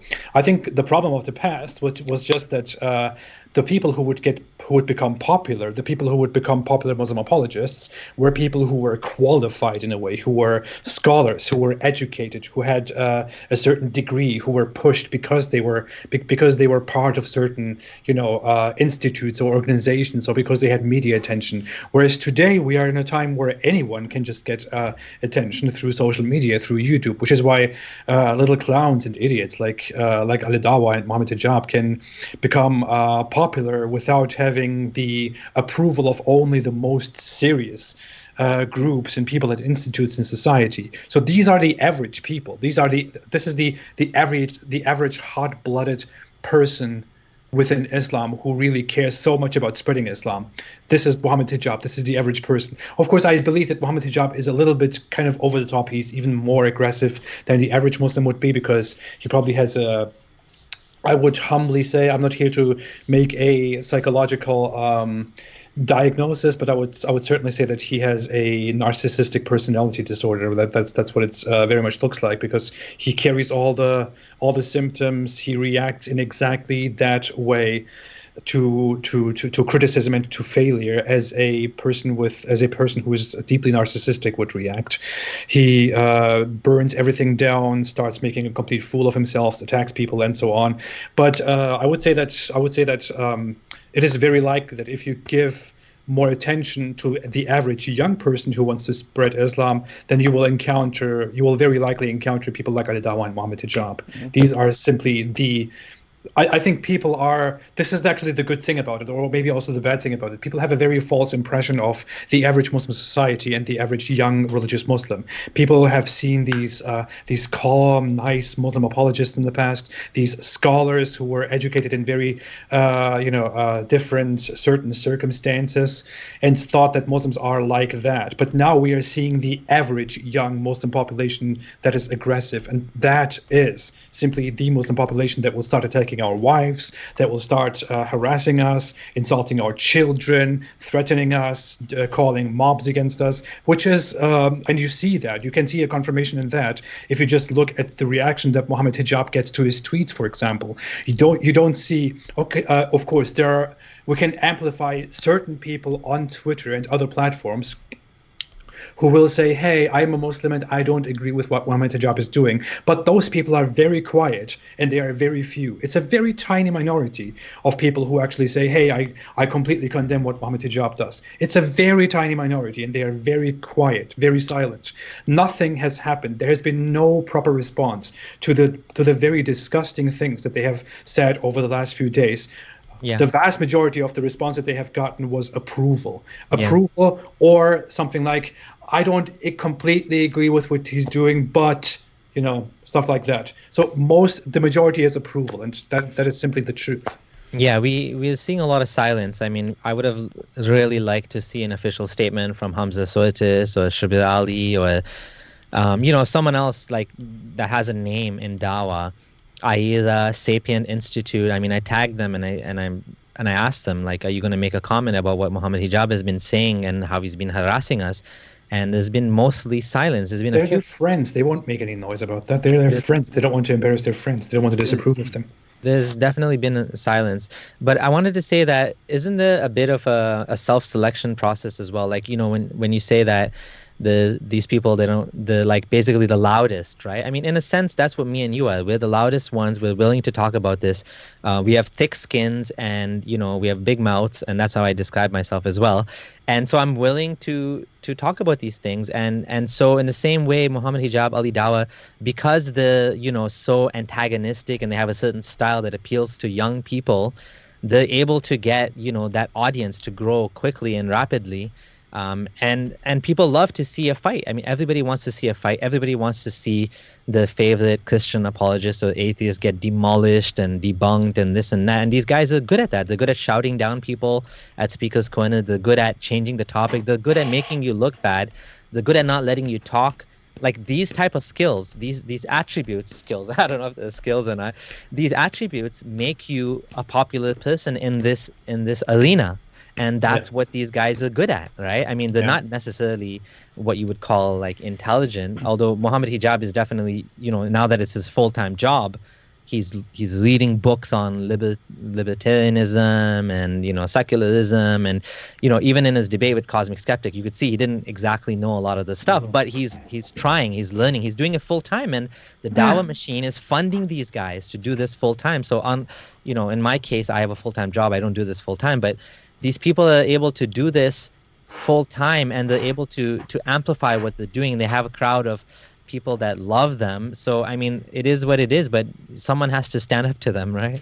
Yeah, and my view is, yes, I understand why it's bad if we end up with more and more people. I'm your teacher, boy. I'm your teacher, boy. It's actually pretty good. I understand why it's bad to have more and more people going this route, but I believe that one of the top 2 or 3 biggest advantages Islam has in the West is that when we're bringing criticisms against Muhammad and the Quran, everyone is thinking, no, I know, I have my Muslim neighbor and he's like the nicest person in the world, and I have this Muslim friend at school and she's the nicest person. So you're wrong about what you're saying, and that's because the despite the terrorist attacks, ISIS, in spite of all these things, the public portrayal of Islam in the West is very different from what you find from Muhammad. But if we get enough people, sadly, if we get enough people going after wives and kids and stuff like that, and if that's what people run into, as much as that sucks, and as much as it would suck if more and more people are listening to hijab and doing it, I think that in the long run, in the long term, that will break that public perception of Islam. And then if they lose that protection, of their ideology, I think Islam's done. I think Islam's gone in a generation. I'm not completely gone. There would still be Muslims, but as far as it being this massive threat to the well-being of the world, I think it would be done. Yeah, it'll be done. There holds narrative. There's 0 holes in the narrative. Yeah. Let's take. Let's see if we can get back. Oops, wrong one. Let me see. Click on the wrong stuff. Oops. Let me go back here. I have a problem clicking on stuff. All right. Let's go back to. I'm being a clown here. People are pointing it out. I'm very sorry. I think I had a long day. I'm tired. Yeah. AP's like, yeah, let me go on the live stream with you guys and try to be as much of a distraction as possible. Whenever you guys are talking about any important point, I'll have a golden shower over here, and that won't be a distraction at all, right? And it's fun. What's funny is he's talking about Mohammed Hijab having narcissistic personality disorder and needing constant attention, and he's over there trying to distract everything. All right, couple more comments here. When insult and mockery explodes like a nuclear bomb in the playground of freedom of speech. Look, he's describing him insulting people's wives as a nuclear bomb in the playground of freedom of speech onto the faces of those demented fools whose original impetus is to mock and disparage the Muslim community and their symbols. One may say there is a pathetic irony in their cry for help. Pathetic irony, and he's responding to the apostate prophet here. Oh my goodness! I'm currently preparing a video. Isn't this what? I will call it the end of Mohammed Hijab. I'm preparing it. I think it should be out at the end of this week. I don't know. He's adding new stuff. I've been very busy dealing with Al Dawa's death justification for my death and so on, and I'm making it ready. It will be pretty good. And I will clearly demonstrate that this guy has absolutely no idea how basic philosophy works. So when he's here talking about how freedom of speech explodes like a nuclear bomb in the playground of freedom of speech, whatever, mockery and insult. So he has no idea what any of those words mean. The nuclear bomb is me attacking your wives. This is the nuclear bomb of freedom of speech. I'm your teacher, boy. And notice the real goal. It's to make people stop appreciating freedom of speech, so that we won't use freedom of speech to criticize the most obvious false prophet in history.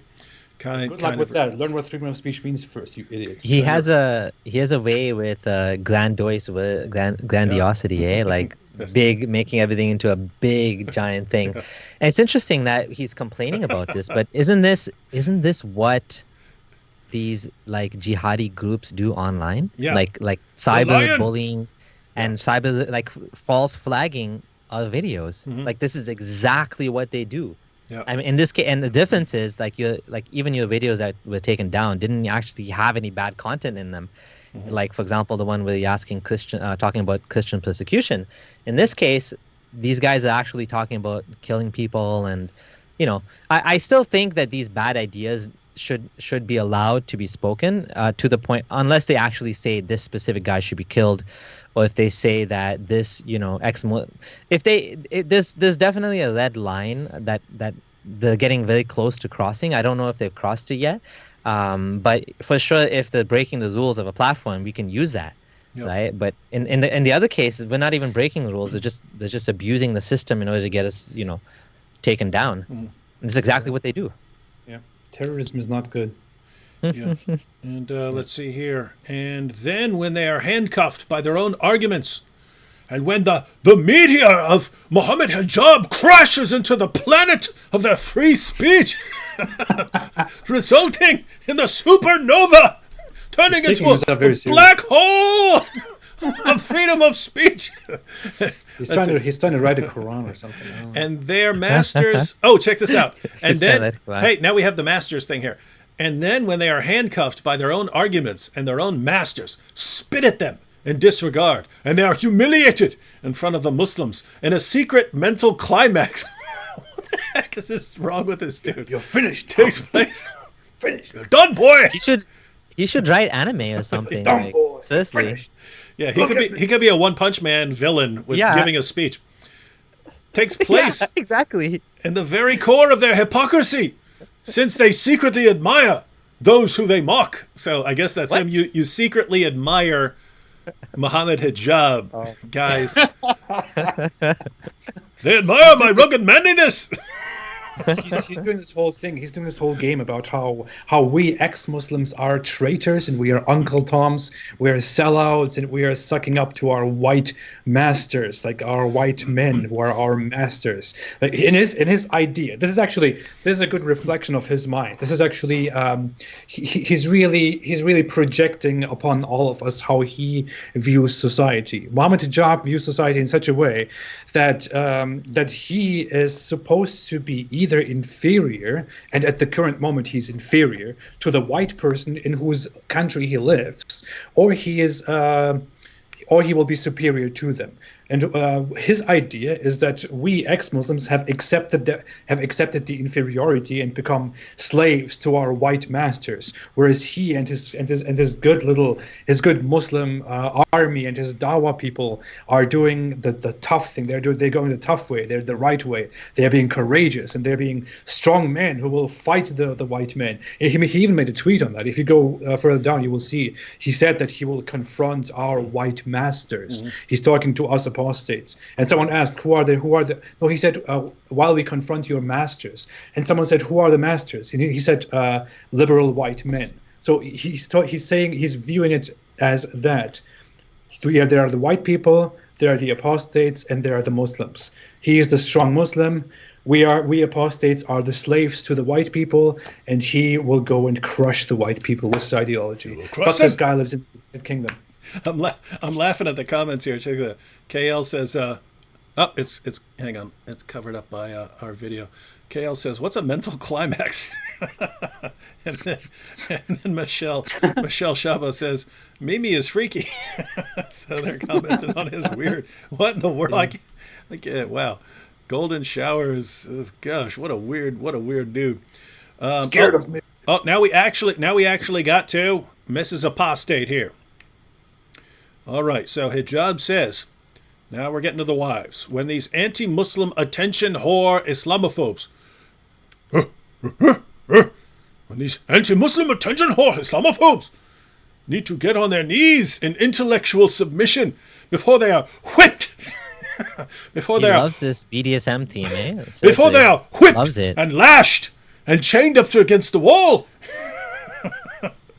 By freedom of speech, by the Twitter Muslims, and they reluctantly open their mouth in protestation to find they have been defiled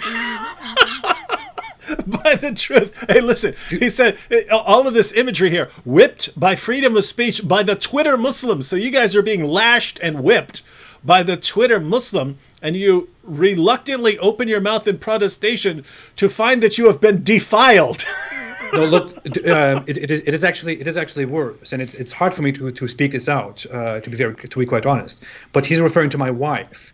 He has a screenshot of my wife. And oh no! What he's doing here, the imagery that he's intending to put out here, is that my wife. Look, he's covering, he's veiling it all in such a way that it is relevant to Islamophobia and the war between the critics of Islam and Muslims. But what he's implying here is that when these anti-Muslim attention whore Islamophobes, meaning my wife is the attention whore, need to get on their knees in intellectual submission. He adds intellectual to make more of an implication of it, to make it more veiled, before they are whipped by freedom of speech by the Twitter Muslims. So he's implying here that the free speech by all those tough Muslim men, while my wife is getting on her knees in intellectual submission, and they reluctantly open their mouth in protestation to find that they have been defiled by truth.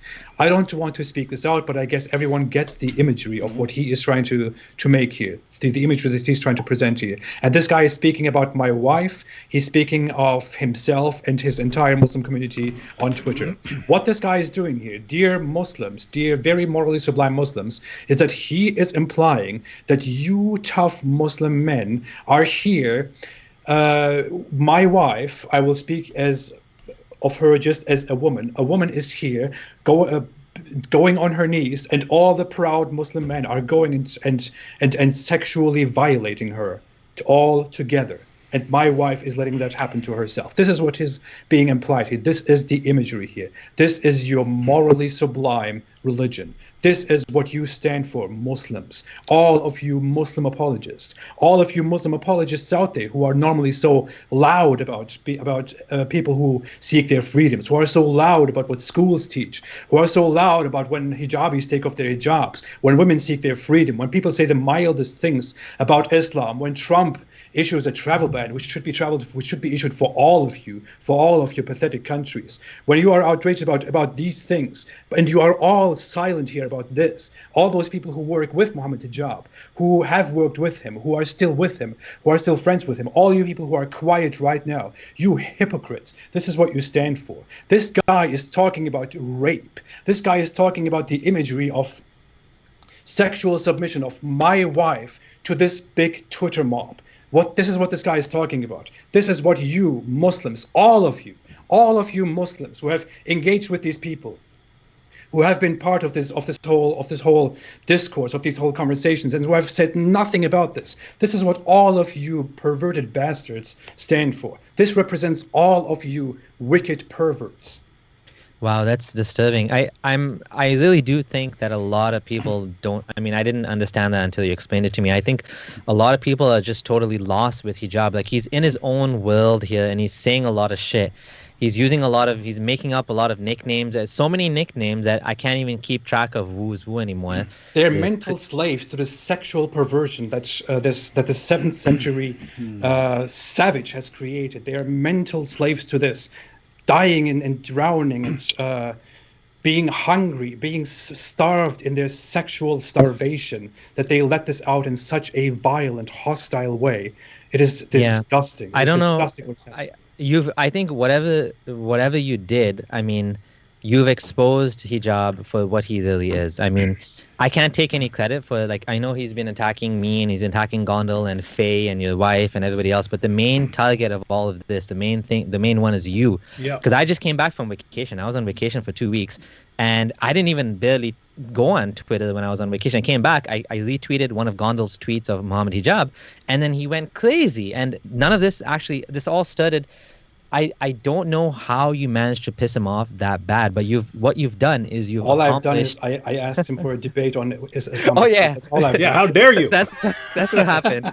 This is what happens. This is what you get. This is what you get when you challenge him. You unraveled him like nothing else. Like, he's completely, totally lost it. And in a way, we have to thank you, because nobody else managed to accomplish what you managed to accomplish. He's just gone completely. I have made him crazy. I haven't actually done anything. All I have done is not be humiliated, not be humiliated, and not be bullied and submitted by his disgusting, awful behavior. All I've done is just to respond, to push back, to bully him back, which he does to everybody out there. And people usually step back. People are quiet. People ignore him. They don't want to give him the power. I didn't do that. I just responded to him. I bullied him back. I called him a coward. I called him a loser. I called him an idiot. And I don't know if I would call that bullying back. I would call that standing up for yourself. No, I would bully him back. If he bullies me, I will bully him back. I'll do that. I say that. I believe in bullying. I did it back. I did that, and I didn't drive him crazy. All I did was expose what he actually is by simply standing before him. The comments are awesome. 50 Shades of Hijab. What a freak! Wow. So guys, we have this, and here's something that's interesting. Of course, we haven't scrolled down to the comments that are dealing with Abdullah's family, but just along these lines, to show you what a creep this guy is. Let me go ahead and get rid of this comment here. I will continue what I'm doing, by the way. You can try to bully as much as you want, you genius. Yeah, I know you're watching. I wanted to pull up. Where is it? And okay, yeah, Mohammed Hijab actually did one of these posts about my wife, but then took it down within a few seconds. He posted it and then took it down within a few seconds. But a Muslim took a screenshot of it instantly, because he was sharing these things and so on. And then he asked why you took it down. So let me see if I can get this up here. So this is hey, I just noticed I'm wearing the same shirt that I'm wearing now, even though this is years ago. That's how long I keep my stuff. So this is Mohammed Hijab says, Mary Wood, David's wife, a public figure who has her own content. Here she is between two men. So notice, because my wife is in the middle seat, Hijab posts, here she is between two men. Between two men? Ho ho! You know what that means in Islam. If you're between two men, ho ho! So that's what so for some reason Hijab took this down. This is the sick mind of Mohammed Hijab. Instantly. And AP, so we have that post with me. We have this post against you, which me and Abdullah, we didn't catch on. This is all directed to your, see, look. Guys, I don't know what to do, man. I don't know what to do here, guys, because Look at this. Wow. So many chapters I could pee on if Mohammed Hijab is really obsessed with these golden showers and so on. Guys, you don't understand, right? What do? Yeah, I make fun of your prophet, but I make fun of your prophet because he's, as far as I can tell, the most horrible person in the history of humanity. That's why I make fun of him, and I make fun of him because I believe it's a peaceful way of responding to a horrible person, right? It's a peaceful way of responding to a horrible person. I don't want people killing and slaughtering. I don't want people killing and slaughtering over this stuff. But look, so here we have Holy Quran. Hijab, you're the one who's saying, they're criticizing Muhammad. They're criticizing the Prophet. Therefore, we will attack their wives. Dude, you seem to think, well, they did it, therefore I can escalate. And you seem to think that we can't escalate. Are you serious? I'm an escalator. Put me in a mall because I'm an escalator, dude.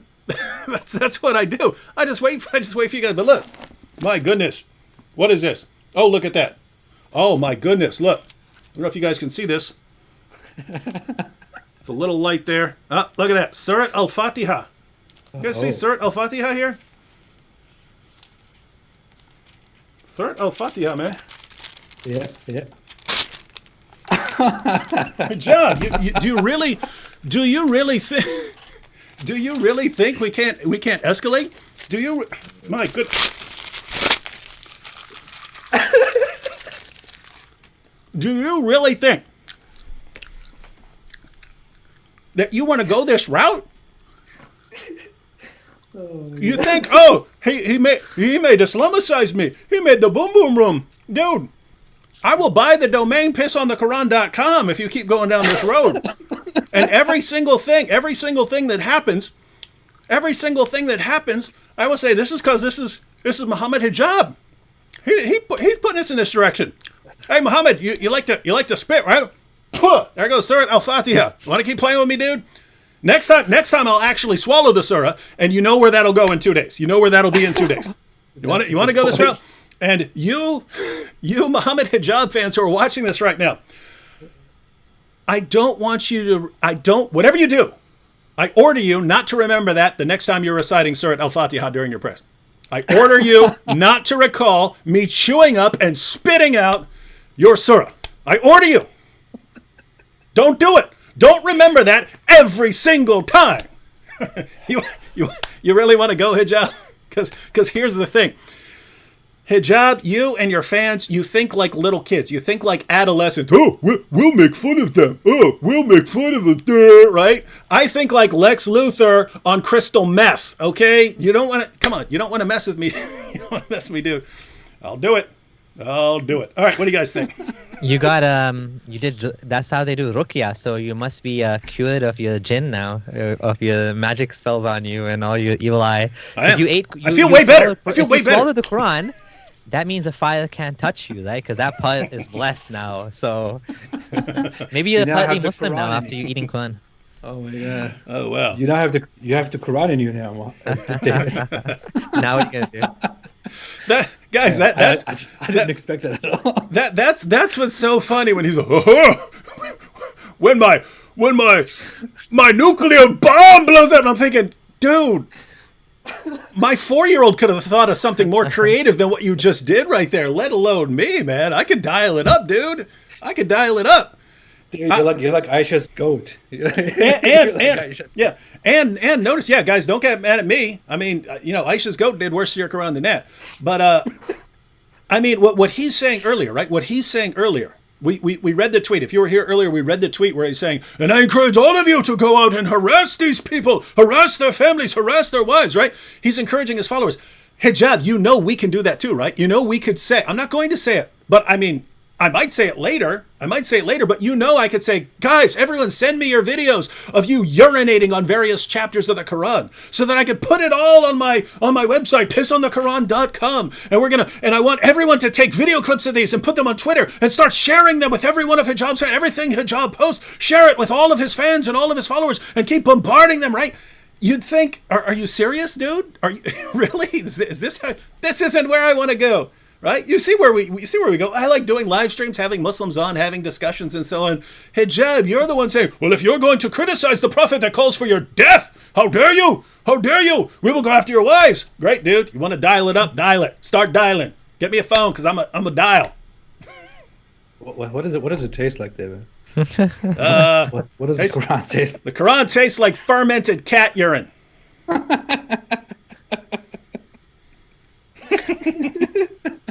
And look, Mona Lisa just said this is the only way to respond to a sick person. Yeah, that's true, right? If you try to reason with someone like Hijab, he just interprets it as weakness, right? The Hijab personality. And just to be clear, I know we have Muslims who watch who aren't like that, who do not approve of that. This isn't for you, but people like Hijab will use you as shields, right, for their behavior. They will want to be as horrible as possible, and then rely on you to shield them from a blowback, right? So they will say, you can't respond to us with hostility because then you'll hurt the feelings of these nice Muslims that you want to get along with. Right. Well, I do want to get along. I do want to get along with Muslims. But that doesn't mean people like Hijab get off scot-free. So, Muslims, this is up to you to rein him in and to tell him you need to stop this because we do not want this. Guys, this is something that not one of Hijab's fans really seems to understand. You guys have the most sensitive, delicate, fragile ideology in history. I've never seen people who deal with criticism less effectively than you. Everything, they're destroying us. Everyone's a bigot. Everyone's coming down. We can't take it. Our prophet, right? And so let me get this straight. You guys have this ideology, and your brilliant dawah idea is, hey, let me start a war with everybody, a war of massive insults. We'll win this one. We only have the most delicate, fragile ideology in history. Are you serious? This is the stupidest thing I've ever seen in my entire life. But guys, by all means, notice I haven't said one word about Hijab not doing any of this. I think it's hilarious if he goes this route. I think, Matt, my goodness, man, what is this guy doing? If he convinces thousands, nay, millions of people to start really blasting away at the Quran and Muhammad, that's a job well done, Mr. Hijab. Go ahead. I had no idea that we're going to get here with this whole.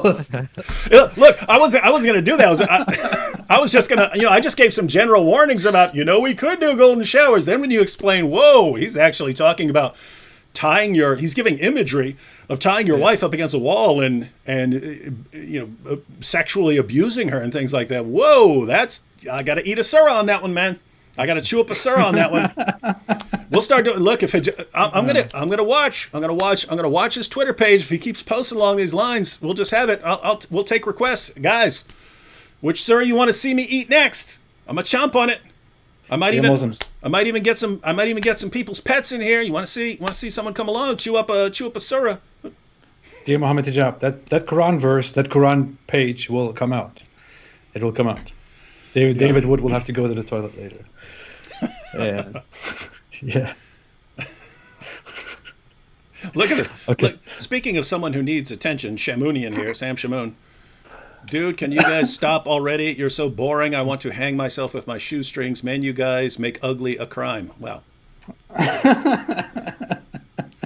All right, guys, should we be wrapping up here or? Yeah, maybe. I don't know. Someone said earlier, someone made a super chat, like Emiri, somebody said, from the Jews. If you want to make a super chat from the Jews, you shouldn't be making it to David Wood. You should be making it to ex-Muslims. Ex-Muslims are the ones who should be funded by the Jews. So if you want to support someone, with funds, you should come and support me if you are a Jew. I'm waiting. I've been waiting for the Jews forever. They just don't appear. I don't know what I'm doing wrong. Yeah. Renee says Surah 33. Yes, that would be that would be a good surah to chain to a wall and defile. Ooh. I wrote a verse earlier, David. I created my own holy book verse for the first time. I wanted to share this with you to ask you if you find it beautiful. You could even view it on my Twitter page if you go there, if you want to recite it for yourself. But it goes like this. Are you ready? Ready. It goes like this. They think they can stop you from speaking the truth by attacking and trying to intimidate you. Say, indeed, you are cowards who fear the truth itself. Never will you stop us from speaking out.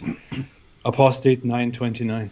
Beautiful. Now Surah 2, verse 23 says, if you are in doubt as to what we have revealed to you, write a surah like it and call on your witnesses besides Allah if you are truthful. And so you are my witnesses. What do you say? I say it's way better than what I read in the Quran. It's way more clear. It's way more eloquent. The Quran is the worst book I've ever seen in my life. So I agree that it's better. What do you think, Abdullah? What do you think? It's good. It's beautiful for sure. Yeah, the Quran has some parts which are eloquent and some parts which are pretty terrible. Okay, forget about the Quran. What do you think about my verse? Oh no, it's beautiful. I love it. Yeah, I love it. Standing up for truth and not being silenced. It has a lot of the themes are powerful and poignant. Like relevant to what's happening to us. They're trying to silence us. They're trying to shut us down, and they're not going to. We're not the type of people, like you said. We've been filtered already to get to this point. We're not the type of people that are going to shut down our YouTube channels. We're just going to stop. We're just going to become quiet. No, you can do whatever you want. Like Mohammed Hijab, talking to my friends, my so-called friends from before, exposing middle, details and stuff that, I was going through back in 2016. That's not going to shut me down. It's not. I'm just going to keep doing that. I'll do it even more. It's just it's not going to work. He's just flailing wildly now. And, maybe he doesn't even care if it works. He's just an angry madman. I don't know. But, he needs to check himself before he wrecks himself, because the way he's going, it's only a matter of time before he breaks the law. I don't think that's what I think. I mean, it's like he's getting to that point of, I don't know, like maybe he won't do it with his real name or something, but he's acting in a way that, I don't know, he's totally unpredictable. And, Muslim community needs to stop him, I think. He has already broken the law. He has already, according to with the things that he has so far done on Twitter, he has already broken the laws of the UK. So should be careful from here on. Yeah. And really, I mean, based on a couple of videos I had seen from him and one interaction, I was able to predict a general trajectory. But given how fast he melted down, I don't know how accurately I could predict what this guy's going to do, because he doesn't seem entirely stable. He seems to be really desperate. He seems to be really messed up over the damage he's caused to the Muslim community. And now his solution is, hey, let me get everyone making fun of Muhammad and the Quran in really, really crazy ways. I mean, just earlier today, Hatun Tash posted a video requesting people to sing songs about Muhammad and send them to her.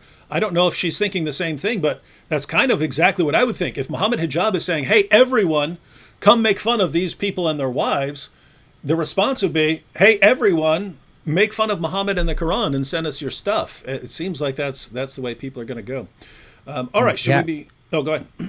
I was going to say, we need to I do think that at the end of the day, this is going to be the thing that will undermine his own argument from moral authority, his own claim to be morally superior, to have the best religion, the best prophet, the best nation, the best, everything's the best in Islam, right? Muslims are the best. I think the fact that he's a representative of Islam, like a self-proclaimed representative, and he holds positions in Sapient organization and Ayala and whatever. The fact that he's a public da'i, he is undermining the whole moral authority right now. And we don't see Christians acting like this, frankly speaking, right? Like I'm an atheist. We don't see anyone acting like this. We don't see anyone. Yeah, exactly. And it's just like, I think he's destroying his own house from the inside. And he needs help. I think he needs to just get off the internet for a while and take a vacation and smoke some weed or something. I don't know, like have a drink, have some Heineken or something. I know maybe he doesn't do that, but whatever the case is, he needs a break, because he's a mess. He's a serious mess, and I seriously think that it's time to stop now, because it's like he's creating so much content for us. I can't even keep up with what he's doing, because he's just like I don't know what he's doing. It's just like I think at some point he's going to make himself untouchable, though. If he keeps doing this, nobody's going to want to be associated with him. Apparently there's a news article that he was fired or let go from some job as a Muslim teacher or something because of whatever fight he got into or whatever.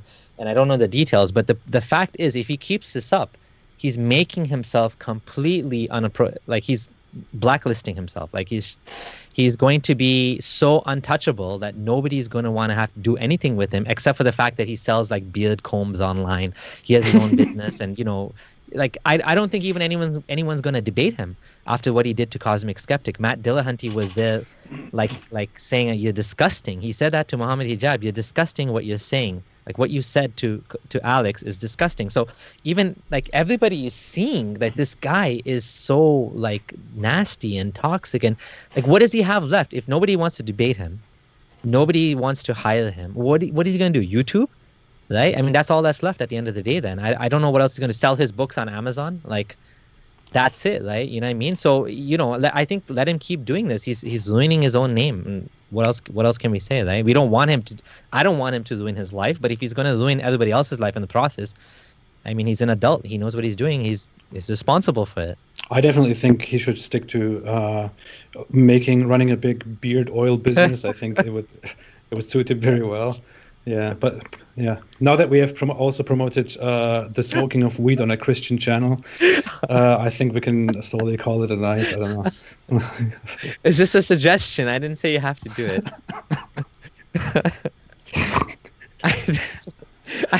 I don't think weed is the worst thing in the world. It has its pros and cons for sure. One thing it does is it calms you down. I don't use weed regularly, but once in a while.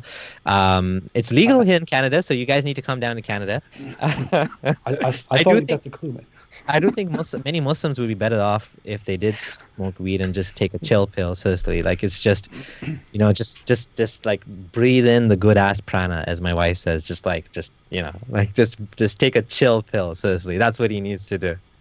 Yeah, Mohammed Hijab should go into a big beard oil. Big beard oil. Okay, anything else? All right. Wait, I want to do. Don't do drugs, kids. If you're a kid, don't get into drugs. Don't listen to Abdullah Samir and his promulgation and his atheistic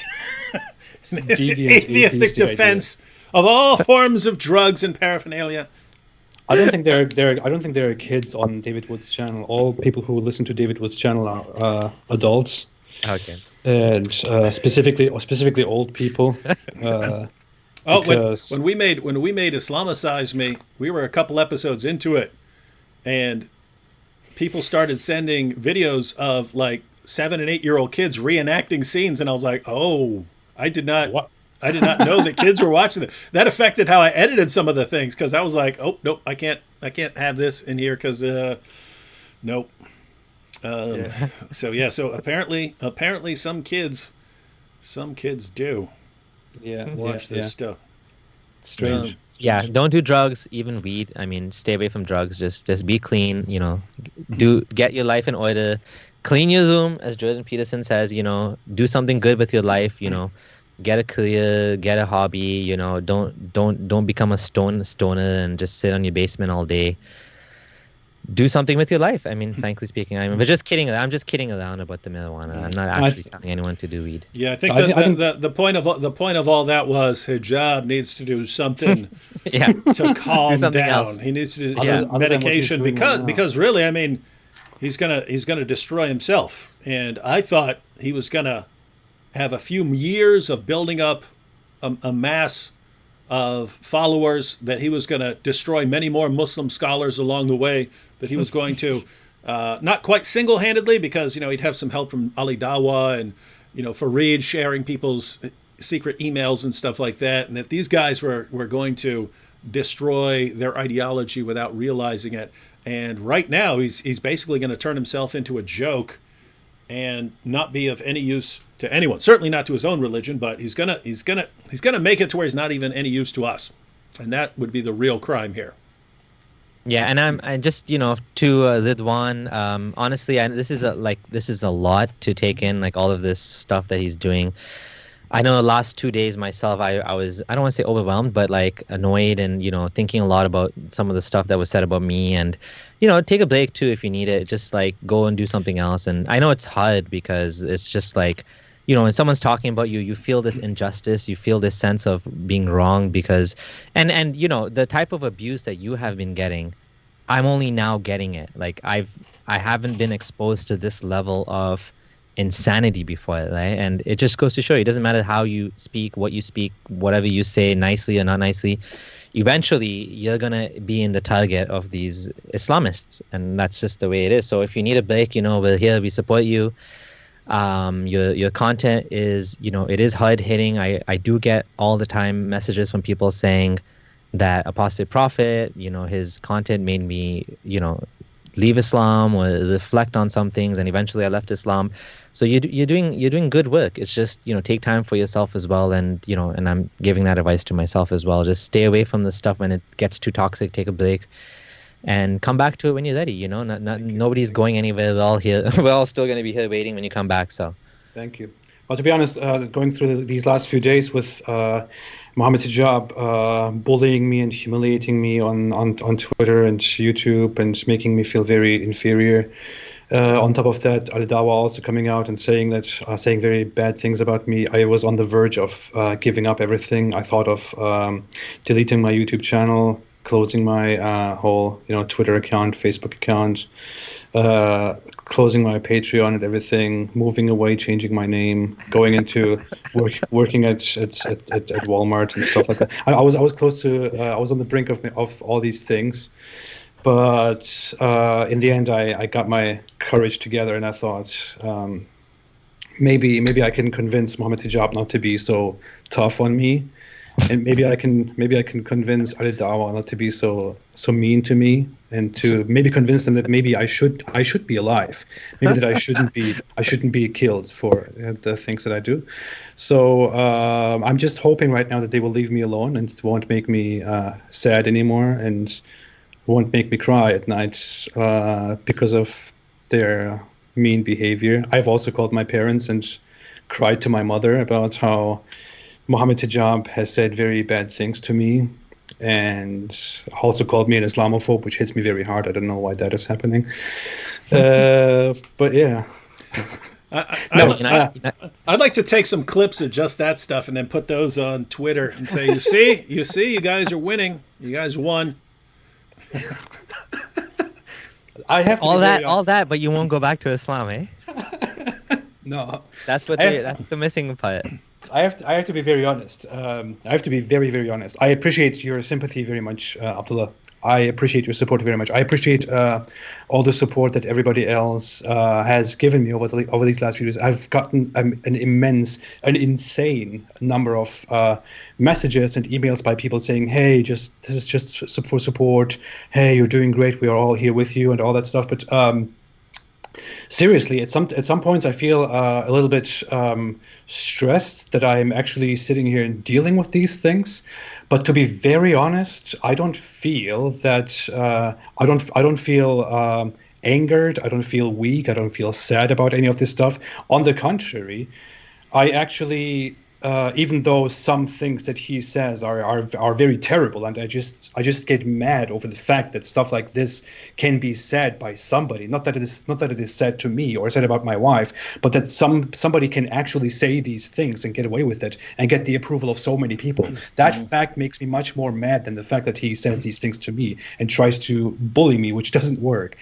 I have to say something. I'm very strong in front of everything that is happening here, which is not because I'm strong, but it's because I decided to debate, to challenge Mohammed Hijab for a debate. And I have to be very, very honest here, and I hope Mohammed Hijab hears this. I was more concerned about having debates with other people, with much less successful people, than I was concerned about having a debate with Mohammed Hijab. I felt like I'm completely willing and ready to right now go and have a debate with Mohammed Hijab, because with many other people, it will be hard to predict what they will say, what they will bring up, what they will mention, what they will do. But with Mohammed Hijab, all his moves are so predictable. Everything he does, everything he says is so stereotypical, so predictable. It is so mindlessly stupid that over the week, actually, on many occasions, I have deliberately planned and provoked him into doing and saying certain things because he's so dumb, he's so stupid, he's so obsessed with his public image and his masculinity, which he's so proud of, and with his attitude of being a superior over women and humiliating weak men and humiliating the white people. He's so predictable that he's so easy to be fooled around, and while he's also thinking that he's being superior, that he's being the winner here. So I'm really not being bothered by what Mohammed Hijab does. On the contrary, I feel quite happy that it is me who's taking the bullet for many other people out there who would otherwise be targeted by him, and that I'm standing here and I'm taking all this stuff on me by this extremely vile person, and so that everybody out there can really see who the most popular voice of these young Muslims at the moment is, and who Mohammed Hijab really is, so that everybody can see his personality. I'm ready to take that stuff here. I'm actually glad that it went this way. I have to say, apostate prophet, this, hey, I'm going to take all of this upon myself to spare others. That's a very Christian attitude of you. I have to say, guys, that's kind of a notice. I posted a video of Ali Dawa earlier this morning, and then wanted to have this live stream. But part of it was that. You can't be attacking all these guys and not be attacking me. What the heck is wrong with you, man? So I gotta toss my. You can't post an attack on my wife and then take it down. You coward! Put it back up. Put it back up so I can go to work on your Quran. And seriously, for all those who really want to see more about Mohammed Hijab, who want to see the outcome of all of this, I am really preparing a video. And I have deliberately interacted with this guy to get as much response as possible from him. He has exposed himself in such a stupid way. He has even admitted to me openly that he didn't want to accept an online debate with me, but rather an in-person debate, which he knew I would not accept to begin with, because I offered him an online debate, because he doesn't... because he relies on his showmanship, he relies on the fact that he interacts with his audience, and that adds to his debate, because the things that he says do not carry much weight. He doesn't impress people with the things that he says. He relies on his showmanship. He clearly said that to me. He clearly said, why would I disable myself and have an online debate with you when you are not even a superior to me? You know, he admitted that he doesn't want to have an online debate with me because it disables him, because he cannot do his on-stage showmanship to his Muslim audience who has no clue what he's even saying on stage. So he's been a coward. He's exposed himself so badly, so poorly, and I will make a very nice expose, if that's what it's called, of Mohammed Hijab and his perversions, his complete ignorance of philosophy, his very bad logic, his poor understanding of religion and everything. It will be ready, hopefully, by the end of this week. Be excited, Mohammed Hijab, be scared, because at the end of it, you will be finished. Yeah, there's no way this guy lasts long term, I have to say. All right, any final thoughts, Abdullah? No, it's good. I think that settles it. I'm also I was hoping to release a video today, but I didn't get a chance to, about this guy slandering me, my former friend. So keep an eye out for that. It'll be out soon. But yeah, thanks for having me. It was a good conversation. We should do another one on the other stuff that you wanted to do, maybe next week, on Ali Dawa and. I'm getting the feeling. I wouldn't, just because the Ali Dawa topic is a hot topic right now. AP, I don't know what you're doing tomorrow, but if you want to talk about that, I wouldn't mind continuing. But Abdullah, I'm getting the feeling that these guys aren't going to stop, and that by next week there will be something else. They will do something. They will be doing something else that we need to live stream about. Yeah. So that's I'm tired of these clowns, man. I'm tired of the goblin and the broomhead. But maybe we can talk. I don't know. I'll see. All right. So thanks everyone for watching. We had. Wait, I want to do one more thing. I have to do one more thing before we leave. I want to make a final presentation. I said that I wrote a Quran verse. I said that I wrote my own verse, my own holy book verse, which is called Apostate 929. But of course, with every verse that you have, there's also something that needs to be added to it, because it needs to sound good, even if the content is completely stupid. So here it goes. They think they can stop you from speaking the truth by attacking you and trying to intimidate you. Say, indeed, you are cowards who fear the truth itself. Never will you stop us from speaking out. Apostate 929. I hope you like this. That was pretty good. It was clearly way better than the Quran, but you do need to be more like you know, but it will never stop. But you gotta hit some of that, man. They think.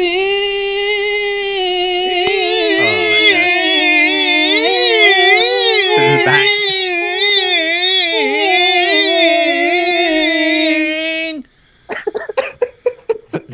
That was bad. Dude. You guys got to work on your singing Dude, voices. I am ready to convert to apostate prophetism because that's the proof right there. Who can match that? Bring forth your witnesses, everyone in the chat, that you could produce something like that, or you have to admit that he's a prophet. Bring forth your witnesses. Challenge, Quran challenge met, ladies and gentlemen.